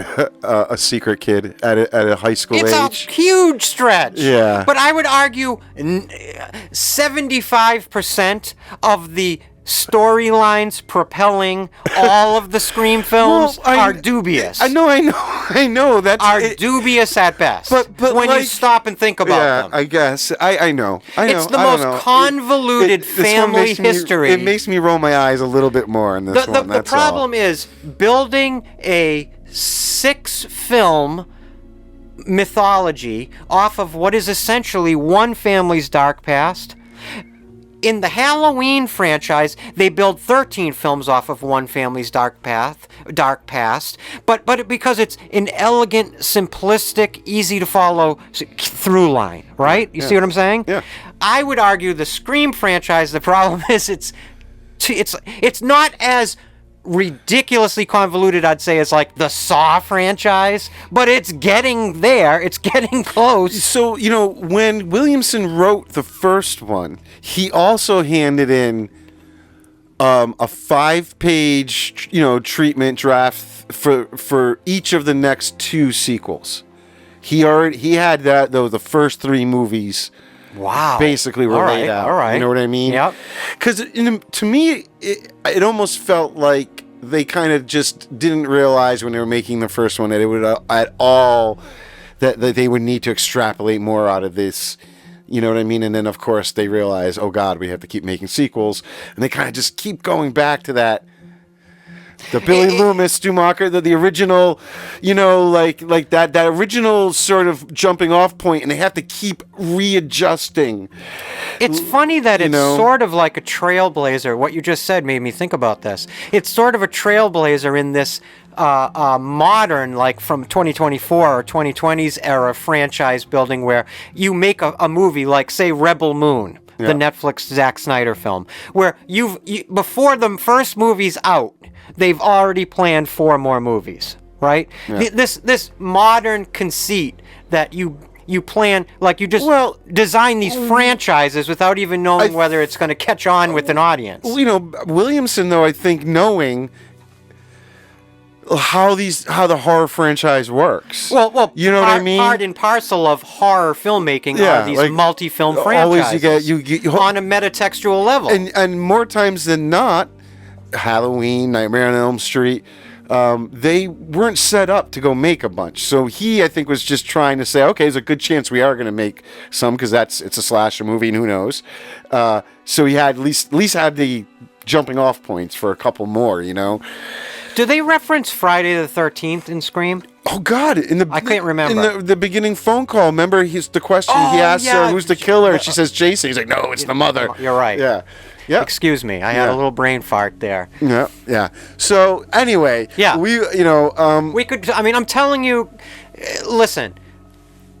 If you go back a couple episodes, Trailer Park, and go to episode 6, we did Our Evil Dead episode. Yeah. It's just like that. Like Joe and I, we could talk about this franchise all day long. So hopefully we'll but we're here to watch these trailers and talk about them. Before we watch the Scream 5 trailer, though, let me ask you the question I always ask you. Exactly. Based on the trailer we just watched for Scream from 1996, if you had seen that trailer in 95, would you say, I'm going to see that movie? Yeah. Yeah, I think so. Yeah, I would too. Yep. I love that it tells, and you know what I love about that trailer I was thinking of, I meant to mention earlier, it really is a good representation of the movie. No, yeah, there's a little bit of everything. It basically is a perfect, it's the movie you get from Scream is exactly what that trailer is promising you. Well, actually, I'll say the one thing I think that it almost oversells but doesn't deliver on is the idea of the sex.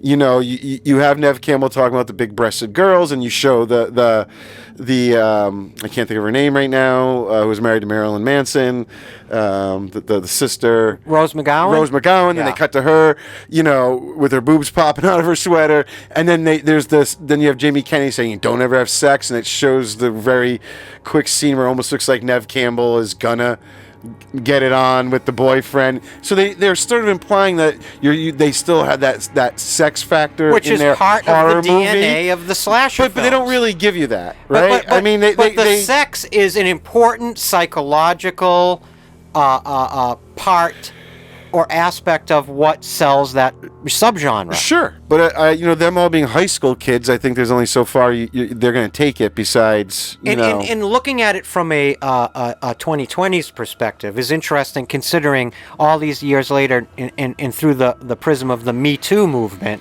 we realize now that Rose McGowan was really was one of many actors that was over-sexualized in that period. Yeah. And felt almost, you know, like they were harmed by that. And I totally get that. Yeah, and she and her involvement with this first one, I know there was she was asking for like a lot of money, and they really wanted her though, and so they made her like audition extra because of it. I don't know if she actually got it, but I did read that it was her idea to dye her hair blonde so that she would stick out differently from the main character, Sydney, you know, with the dark hair. Right. And to really kind of make them stand apart from each other. I would say Rose McGowan's character's death is my favorite death in the whole movie. It's a good one. And if you guys want to look at something really interesting, you can find, I know I found it somewhere on YouTube, is the behind the scenes of how they filmed that garage door death sequence is really cool practical filmmaking. Yeah. And it's if you go on YouTube and you just search behind the scenes Scream, you'll probably find it. Well, and of course that's one of the charms of the original too, is that we are still in the era pretty much of practical effects. Oh, you know, on 100%. this movie, you know. So Scream, it's like this bittersweet movie in many ways, because Scream really is, and by Scream I'm talking about specifically the 1996 film Standing Alone. It is the end of the slasher film era. Yeah. That I would argue starts with Peeping Tom and Psycho, carries through Halloween, and ends with Scream. Yeah. But that era that starts in the early 60s and ends in the mid 90s. I mean, well, it's getting harder and harder too for those old school filmmakers who got away with anything in the heyday, to I mean, Wes Craven and Williamson both wanted this to be Scream to be a little more violent, a little gorier, a little bloodier. And at this time, the studios were really trying to push more films into that broader PG-13 market, especially in horror. You just had so many more people looking at it, not involved with the film, the motion picture associations and whatnot. You know what I mean? They're enforcing more rules, more than ever. Many of the kills in the 6 Scream films are brutal. Yeah. Actually, some of the kills in Scream 5 and Scream 6 are pretty violent and brutal. Yep. So they don't hold back. But I would suggest that I don't think that the core Scream audiences is connected to these films the way they connect with like Jason and watching the Kill for Kill. I think the people get into the mythology, the storylines. It's a little bit of like a mystery too. The old like, who's it going to be at the end? In trying to be one step ahead of a film that is expecting you to try to be one step ahead of it. They know. That's what I was trying to say earlier. Like in the first movie, it wasn't going to be part of the mindset because it just. But by the sequels, they know you're thinking the whole time, trying to figure out who's it going to be. It scratches that 10 Little Indians itch of who is it? Am I smarter than the movie? Like I imagine that Friday night that Scream opened in 1996, when which is basically essentially pre-mainstream internet, where nothing's been spoiled yet. Being in that theater on that Friday night. If you saw Scream in 1996 on its opening night, did you guess who was under the Ghostface mask? Or that there was 2? I would never have guessed that it was going to be 2 people. No, yeah. I think that's one of the ingenious pieces of the design of that original Scream film, is that there were 2 killers. And that they were, and then they have this psychological dynamic of course, the controller and the submissive. The lackey. Yeah, you got it. Yeah. I was looking at one of the versions of the Scream poster that Joe had on the monitor while we were recording, and I noticed Matthew Lillard. He wasn't included in the lineup of like hot young stars. Right. I guess he wasn't hot young star enough to get on the screen. I wonder if he was on the actual Scream poster. I bet there had to be a few versions, and maybe they. I would argue Matthew Lillard is sort of the secret weapon of the first Scream. Yeah, I see what you're saying. The way and he was up for a different role in the movie, probably Billy, or something. A lot of guys were. In fact, the boyfriend that Drew Barrymore's boyfriend that gets killed in the beginning scene. That actor was one of the finalists for Billy, but didn't get it, so they kind of threw him a bone by giving him that role where he gets killed in the beginning. But Skeet Ulrich, to me, especially in the mid-90s, through the prism of the mid-90s, he is sort of like Diet Johnny Depp. He was a big deal, Yeah, my wife was talking about it when I started watching these again. And she was like, "Oh." What was her take? Well, she's a few years younger than me too, so she was a little bit more at the perfect age of a young teen to really get sucked into these. Oh yeah, she loved it. What was Skeet Ulrich known for most famously? I don't know, but he definitely had either. I don't know if this what started him. Being known to the people, or there was something else at the time, but he was the big deal. But this movie also, I think it was one of our live casts. You talked about the movie Thanksgiving, and I know you weren't a fan of it. I recently finally watched it, and that movie I feel like also directly goes for that Scream thing where the whole time you're trying to guess who's going to be under that mask at the end. And they're always playing with that idea when they're introducing the different characters. Right. Thanksgiving felt a lot to me like Scream, actually. Can I take you through a few of Skeet Ulrich's films and his legacy? Oh, God, please do. Believe it or not, his first film role is Weekend at Bernie's. Oh, God. But he's not credited. He was an extra. Yeah, but what a film to start with. He must have been But he was also in 1990's Teenage Mutant Ninja Turtles. As a, quote, thug. Okay? Then he appears in one of my favorite films of the 90s, Andrew Fleming's The Craft. Oh, God, yeah. Appeared Yeah. in that as a character called Chris Hooker. 1996, very big year for Skeet Ulrich. Okay, we got 4 big movies. The Craft, Last Dance, Boys, Albino Alligator, and Scream. 5 films in 1996. Wow. Right? Let's see what else he did. Did he do anything else interesting? I don't know. Not a lot that I'm noticing here. Yeah, he did Scream and... Scream in 2022, walked off. Scream 6. So yeah, but you know, he had an interesting career. Interesting. does he show up again in Scream 6? It says on his wiki he does. For some reason I don't remember him being in it, but probably another vision. She's still, seeing him. Interesting. I'll have to watch that soon. You know, one thing about Scream 5, I will say, you really have to suspend disbelief to the point of the almost an illogical extreme, is the attack on Jenna Ortega at the beginning. She stabbed. Survived so many things. She is literally, I think I counted, she was stabbed 6 times. Yeah. It's brutal. With what looks to me to be a 6 to 8 inch hunting knife. Mm-hmm. Okay? She's stabbed multiple times, but one of the most brutal parts of the attack is when Ghostface stomps on her ankle. Yeah, yep.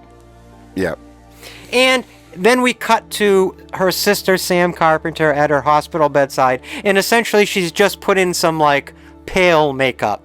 Like, basic pale makeup. I mean... But when she is trying to get away from him in the hospital, that was a good scene, I'll say. Later when she has to get her stuff in the wheelchair, she knows... No, I'm just joking. But anyway, so we should watch the trailer for Scream 5. Can I just make one more quick point about Scream 5? No. I'm going to do it. Okay. You may ask yourself, I wonder why they didn't choose to start Scream 5 with a scene with a famous actor of some kind who doesn't make it. But I think that's why. Because the minute you would see an actor... It's similar, but she just survives. So instead they choose someone that's in the cast that isn't going to die in the first scene. But I guess maybe they were playing with... Maybe they were playing with the fact that... Maybe that's why she gets stabbed so much, because now you're going, they're just going to kill her right away, huh? So that's what you're expecting. So the subversion of expectation, now that I'm thinking through it, is that she survives. Yeah, exactly. Well, I mean, that's right. The audience, when they see... Okay, so now I had to kind of think through that. Sure. Because I'm dumb. Yeah. And I live in my mother's basement with the 16-year-old Chihuahua. Do they feed you down there? Occasionally, a paper plate with some tin foil over the top is left by the door. An old Hungry Man Swanson dinner. Oh, man. Yep. All right, so we should watch the trailer. Let's watch the trailer for Scream 5. Well, otherwise just called Scream. Yeah. From 2022. Yeah. We're going to call it what it rightfully should be called and what everybody calls it, which is Scream 5. Yeah. So let's check out that trailer. We'll come back and I guess we'll wrap this up. Okay, here we go.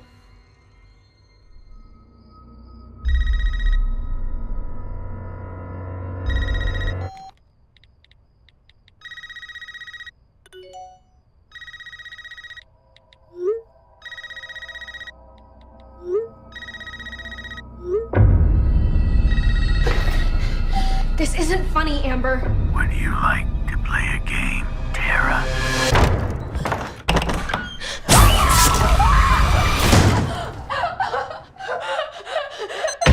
Doors unlocked. All doors locked. Doors unlocked.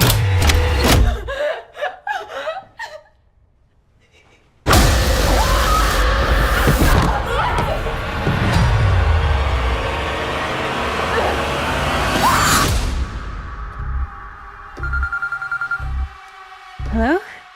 It's happening. 3 attacks so far. Do you have a gun? I'm Sydney Prescott. Of course I have a gun. Something about this one just feels different.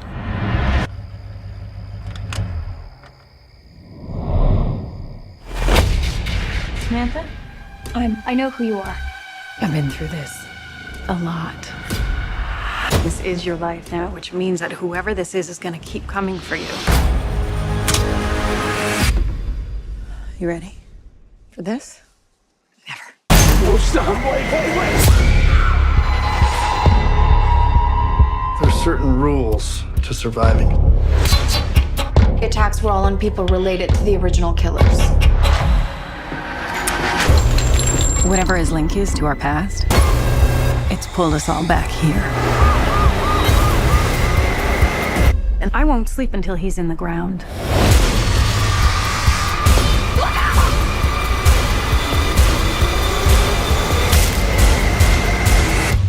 Hello, Sydney. It's an honor.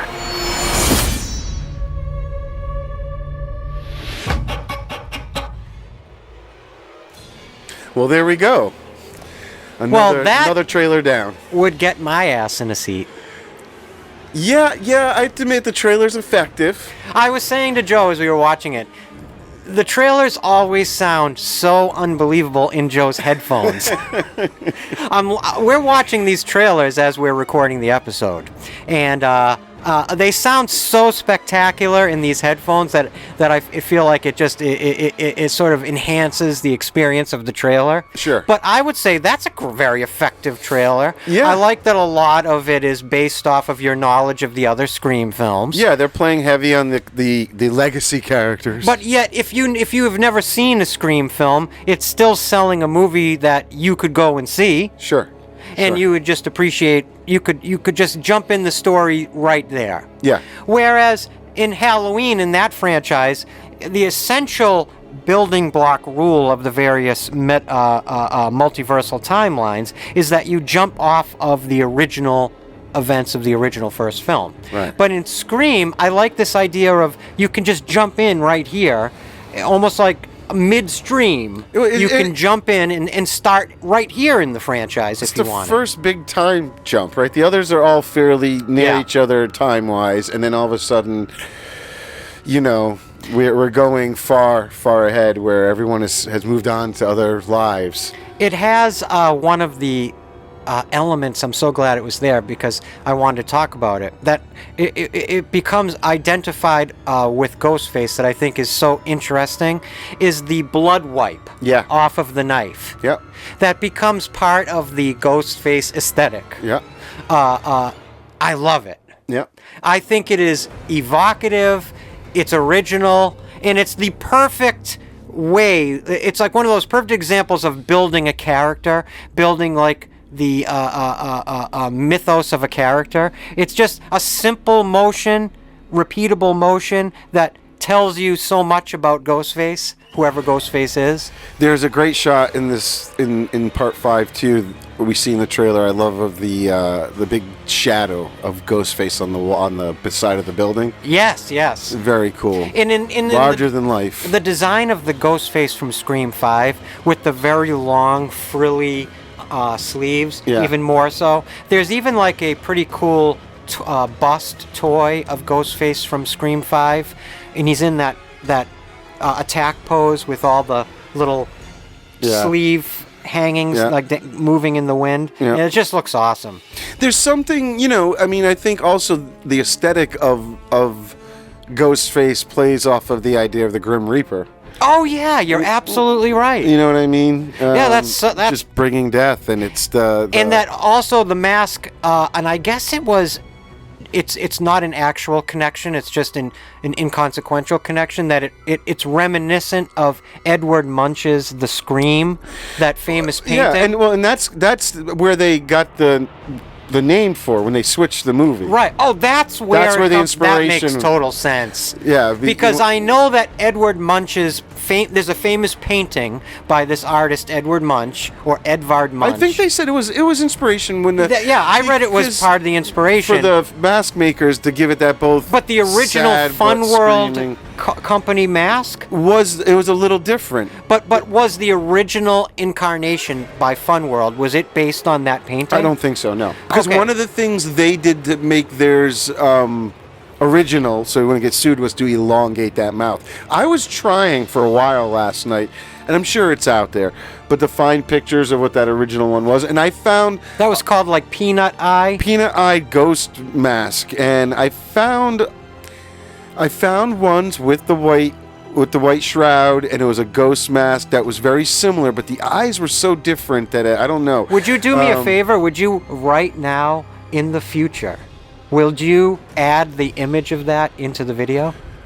Yes, or I will put it in the comments. Either way, perfect. I will try to find the actual ghost. If because not, it would be cool to be able to show what you're talking about. No, I know. Yeah, but the one I found, which I'm not sure if it was, but it was made around the same time.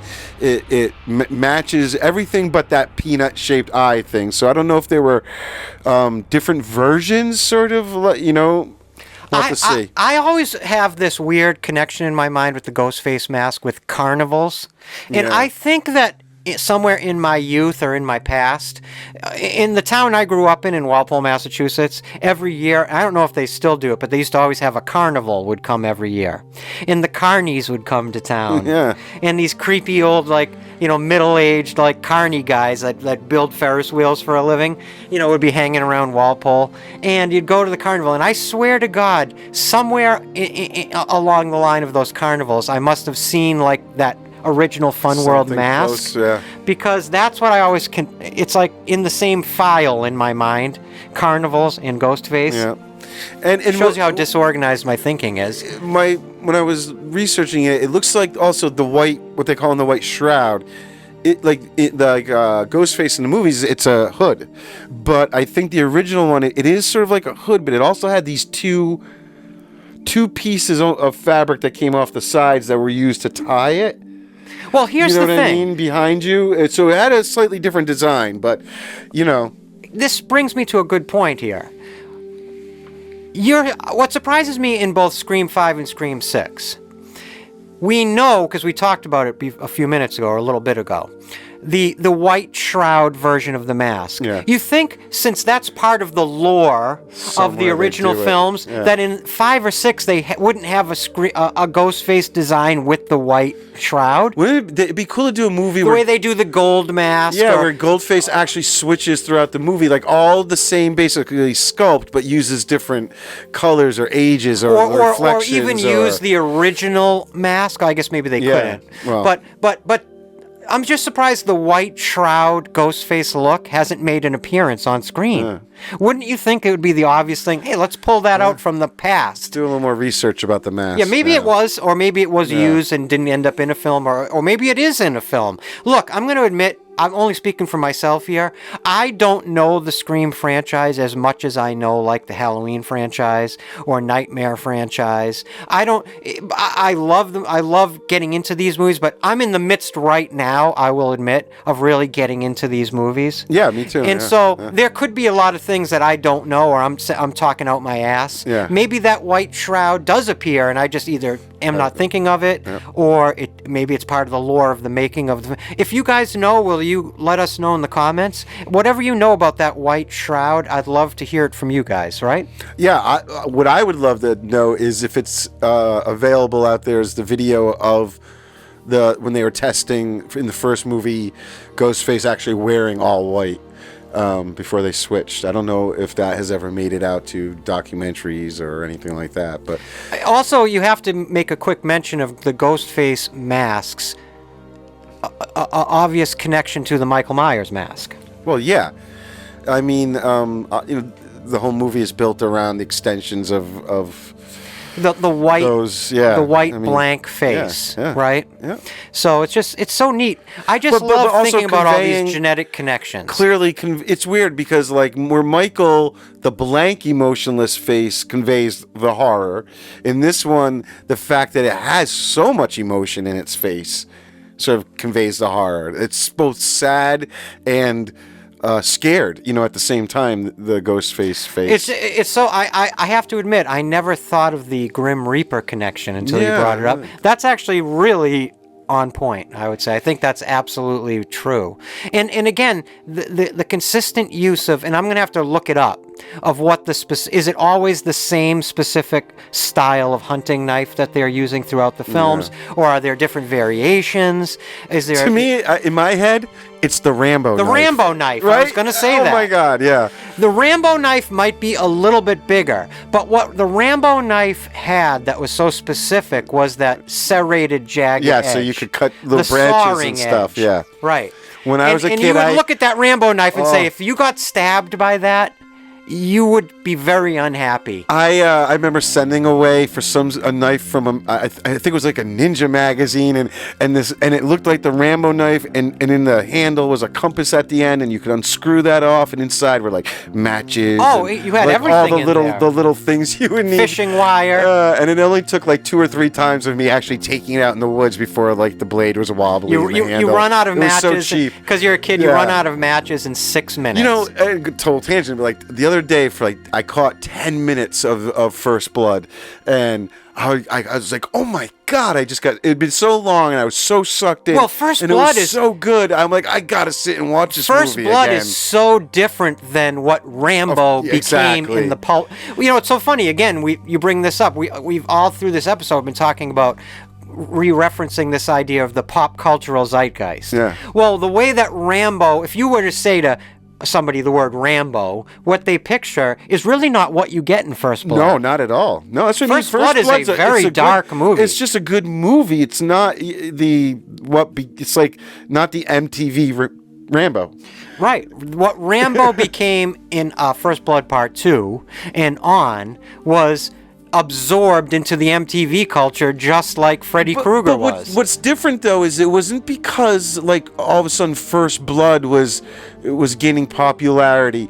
It was because Sylvester Stallone was gaining popularity and becoming so much of a pop figure for everything else that he was able to kind of go back to Rambo and approach it though with a little more of this I'm a superstar thing now, which was very not there in First Blood. But anyway, I've often thought about how you could make a really interesting documentary that charts the parallels between the development of the horror icons of the 80s and the action icons of the 80s. Sure. And how these two mutually exclusive genres of action and horror were kind of creating the exact same content for a decade. Yeah. Right? Yeah.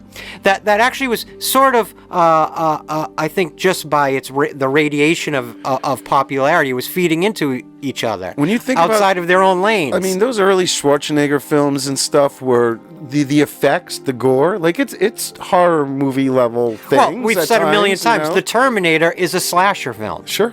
Okay, The Terminator is a slasher film in a sci-fi world. You know? Cobra with Sylvester Stallone is a hybrid of 80s testosterone-fueled one-liner heavy action films and slasher films. Mm-hmm. It was like a hybrid of horror and action.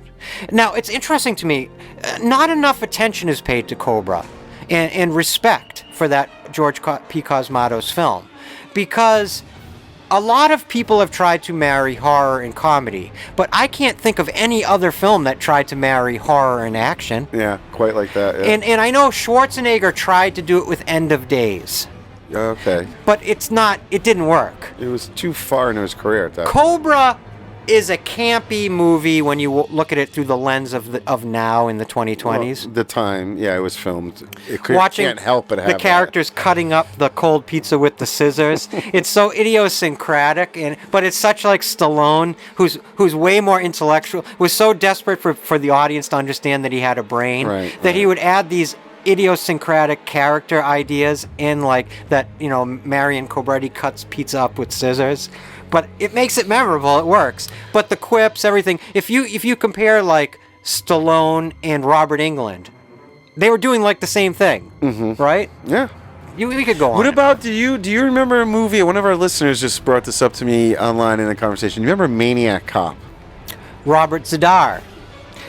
Bruce Campbell and Tom Atkins. Yep. Robert Z'Dar, who was born with some sort of facial syndrome that caused his chin to become disproportionately large, where he sort of looked like Buzz Lightyear or something, right? Yeah. He looked like a comic book character come to life. Yeah. And a Dick Tracy he guy. plays like a Dick Tracy villain, and he plays a maniac cop. I can even tell you that film was made by William Lustig. Yeah, I knew you'd know all about it. I'm like, I have a vague. The problem is, I don't know. Yeah, I better check that because I could be wrong. I don't know if did you rewatch a lot of these, or did you watch them a lot when you were a kid? Because I saw these, but like once, when we were young, and let me just tell you, if it existed on the horror movie section shelf at Video Paradise when I was, 10 to 20. Yeah, then you were renting it all the time. Then I took it home. Yeah, okay. And I watched it. Yeah, Maniac Cop. Let me just take a quick look. I just want to see if I'm right about that director.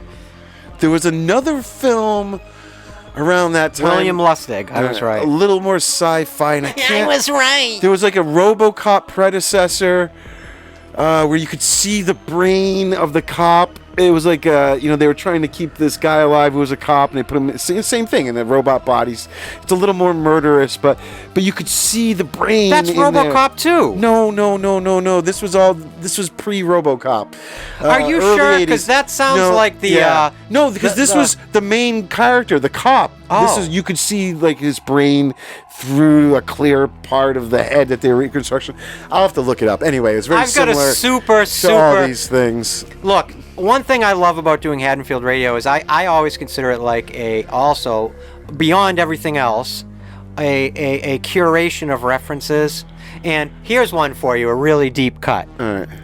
It was an HBO original film with Mario Van Peebles in the mid-90s, where Mario Van Peebles played a werewolf police officer. Do you remember it? Let me just look it up. I didn't see it, but it's not ringing a bell. When you said Maniac Cop, it popped in my head. Let me just look it up. I can't remember that. It was a movie, not a TV series? No, it was definitely an HBO, because our friend Larry DeGiusto and I, we watched it at his house on HBO. Yeah. I'm going to tell you right now what it is. It's interesting. Vamp for a second while I going back to Scream 5, watching that trailer it was called Full Eclipse. Full Eclipse. Well, that's a very original. Directed by Anthony Hickox. Oh, he directed Nightmare on Elm Street 5. Oh my God. No, that was Stephen Hopkins. Okay. All right. Sorry. Anthony Hickox directed another film I love called Waxwork. Okay. I always confuse him with Stephen Hopkins, but sorry. But Full Eclipse, Mario Van Peebles, and he was a werewolf police cop. A werewolf cop. Gotcha. Of course. What was the movie? Did you say the title of the one you were referencing? I can't remember the weird cop. It was something like Maniac Cop, but it was like half Maniac Cop and RoboCop. I just want you to know, together. I just Googled sci-fi cop exposed brain. Yeah.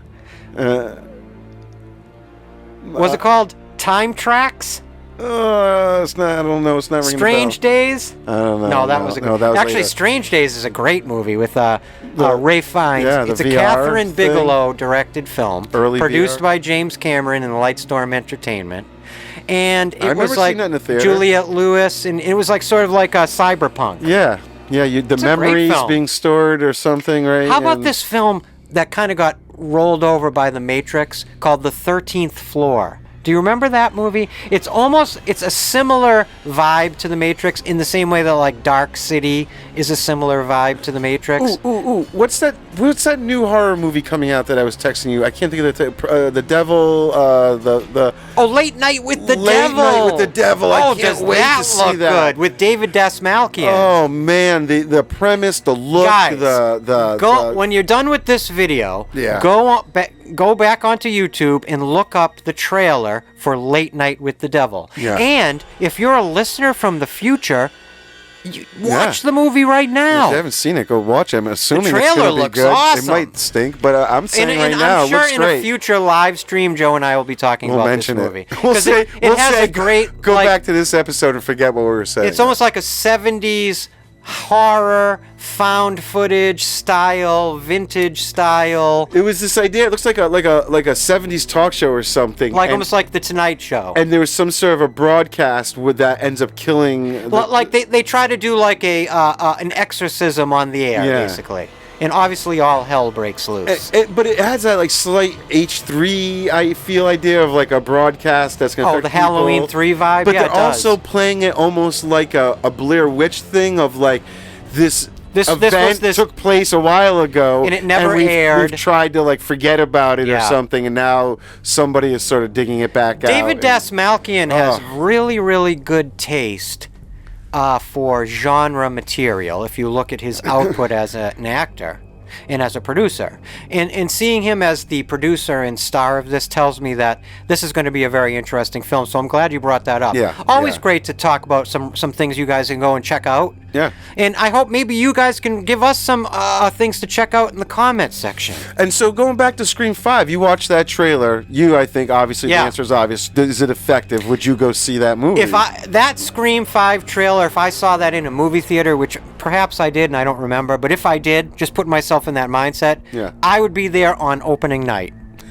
Yeah, I'll admit that the trailer works more for me than the movie did. It's a case of, And you and I are just going to have to agree to disagree on that. Because I love Scream 5 and Scream 6 to a bit of a lesser degree. But I would say there's elements of Scream 6 I love more than Scream 5. I'm excited to check it out. Scream 6 is a much more brutal movie. It looks that way. And it's a darker movie. Yeah. And it is a bit of an adjustment from Scream 5, even though obviously it's continuing the same storyline with the same filmmakers and writers. It's got the Jason Takes Manhattan vibe, where we're suddenly going into the city. Well, that was part of the marketing for it. Was we're going to take Ghostface out of Woodsboro. And we didn't even mention Woodsboro, of course, which I think Woodsboro, I think of Springwood. So I'm sure that's part of the DNA and the naming of that town.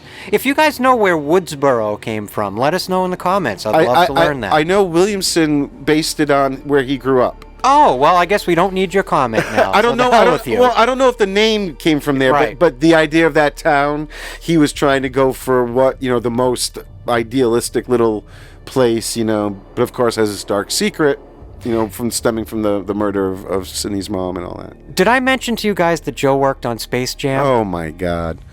I also spent a day on the set of Baywatch, if you really want to get into it. You spent a day on the set of Baywatch and I'm just hearing about this? Yeah. Wait, what? Yeah. Throw it out there real quick. The girl I was dating out there at the time worked for the company, and I was like, that was making jobs. Baywatch? Yeah, that All American Television was producing it, and she worked there, and she got me a day over at Baywatch. It was a day that they were going down the beaches and filming stuff. They filmed off season, and it was really interesting. I don't want to go on too much on that tangent, interesting but little, it was interesting. A quizzical little fun fact about Baywatch. I read recently, to this day, it still remains the most watched television series worldwide, I think, to date. Yeah, worldwide, I know in terms of its reach, huge, and in terms of people knowing what it is and knowing of its existence. Yeah, it was a cool day. I held a lot of light stands and moved sandbags around a lot. You've been on the set of Space Jam and Baywatch. Yeah. It's pretty interesting. It was cool. Yeah.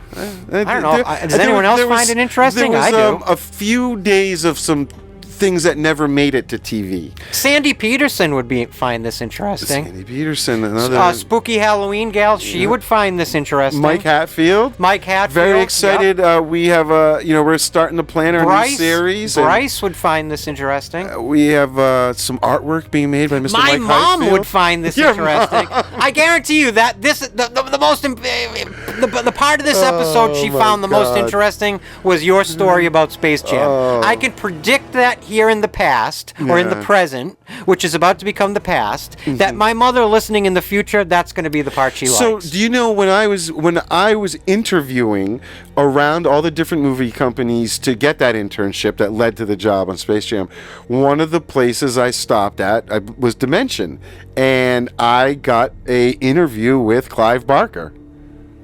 What? Yeah. Where are all these anecdotes coming from? I have told you over the years, it's just been so long. And I didn't know who it was until I was sitting down and I started piecing together who I was sitting and talking to. And there was like this, I looked over because I was like, this guy seems very familiar. And then I looked over to my side and there was a giant pinhead bust. And I was like, and it just all clicked, you know?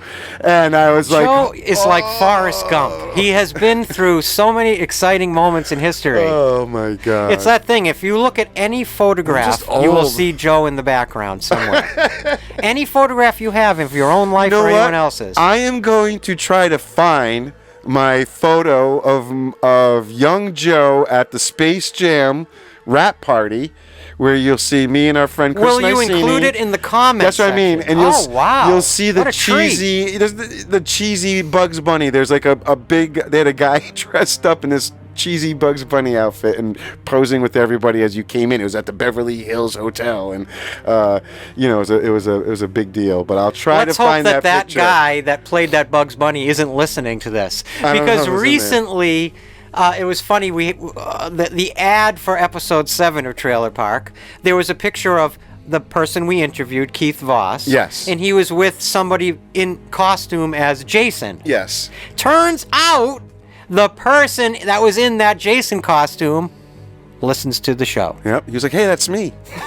So you never know who's in what suit and who's listening to this show. You just never know. Anyway, but this was a lot of fun. I have to say. This was a good one. This was a good one. I will admit something, and this is going to be a hot take here, but I actually prefer the episodes of Trailer Park where we do the vintage and contemporary trailers, because it allows us to sort of dive or deep dive into some of these franchises and just watch them again and talk about them in a little like time capsule place. You know what I'm saying? It's exactly why I'm kind of excited to do that new show down the line on Spotify. Yeah, we're going to be doing a new show, an exclusive Spotify series. Where we get to just riff around talking about just all sorts of movies and not constraining ourselves. Films. Yeah. Like, just, I want you to know in advance, it's going to be genre films. But if you like Haddonfield Radio or the Haddonfield Radio Trailer Park, I will guarantee you will like this show, even though we haven't made it yet.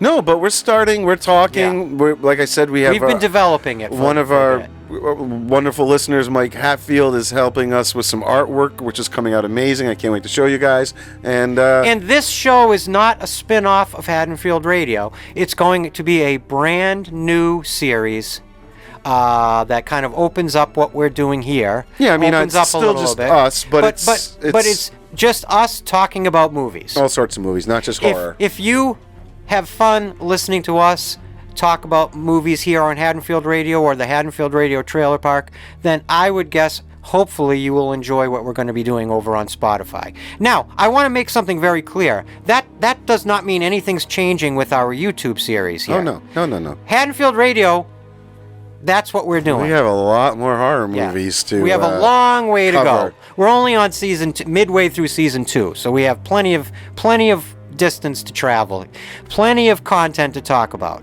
And the whole idea was we wanted to be able to let the YouTube channel remain what it is, and whatever kind of itches we want scratched in the future, we're going to also have a place over on Spotify where we can do that with other kinds of films from our past. Mm-hmm. And if you remember, like, I'll just say this quick little hint, if you remember fondly renting movies, then you'll probably love this new series.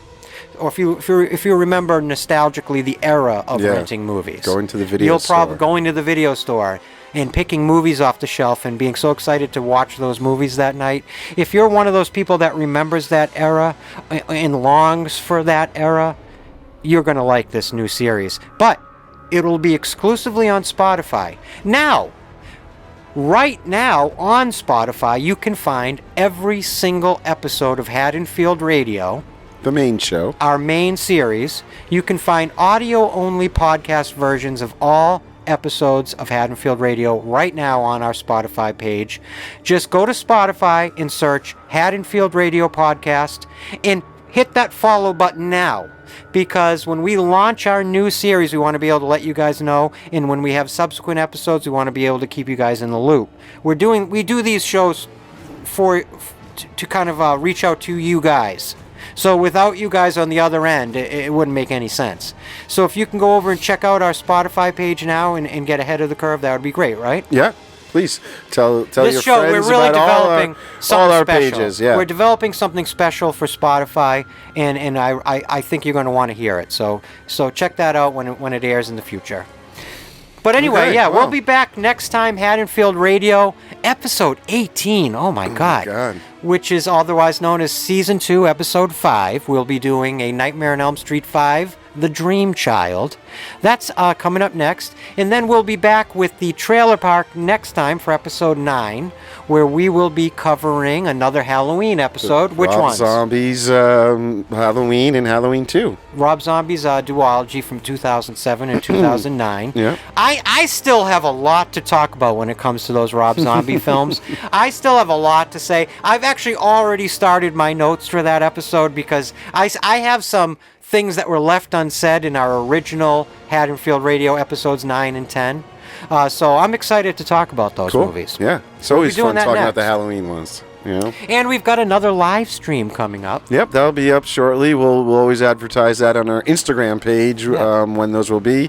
And I usually at some point there's like a little commercial ad that'll pop up on YouTube once we get a little closer to when that'll happen. So I just want to say one more time, thank you so much, really sincerely, for taking time out of your busy schedules to hang out and talk about the Scream franchise with us. This was a lot of fun. Yeah, thank you guys. This was fun. I was really looking forward to this episode because I've been watching these movies lately. Last night I watched Scream 5, and I watched the first maybe 20 minutes of the original Scream again last night. And I love watching these movies, and I might be a latecomer to fandom of the Scream franchise, but I'm there now. Yeah, no, they're great. They're very palatable if you're not, if you're someone who doesn't want to get too into the gore of things. You know what I mean? They have just enough, and I feel sort of like a master class in jump scares. This franchise. Yes, exactly. It's more about the suspense Like and the this side of mystery James and everything Wan. else that I find. The gore and the blood and all that is just sort of secondary. So yeah, thank you so much for joining us here. It's been a lot of fun sitting down in Joe's basement and talking about the Scream films. And Space Jam. And Space Jam. You got almost like a I can't bonus. believe it. I feel like you guys got a bonus Space Jam Haddonfield Radio episode. Oh, I could tell you stories. Well, will you promise in future episodes you'll drop you'll name drop some celebs? Yeah, we'll try to fit it in. Maybe in the new series. I'm looking forward to it. It'll be a good time. I hope that it's been fun for you guys. Anything else you want to add? Nope. Thank you, All right. guys. We love you guys. Until next time, my name is Christian White. I'm Joe Francazio. And have a very happy Halloween.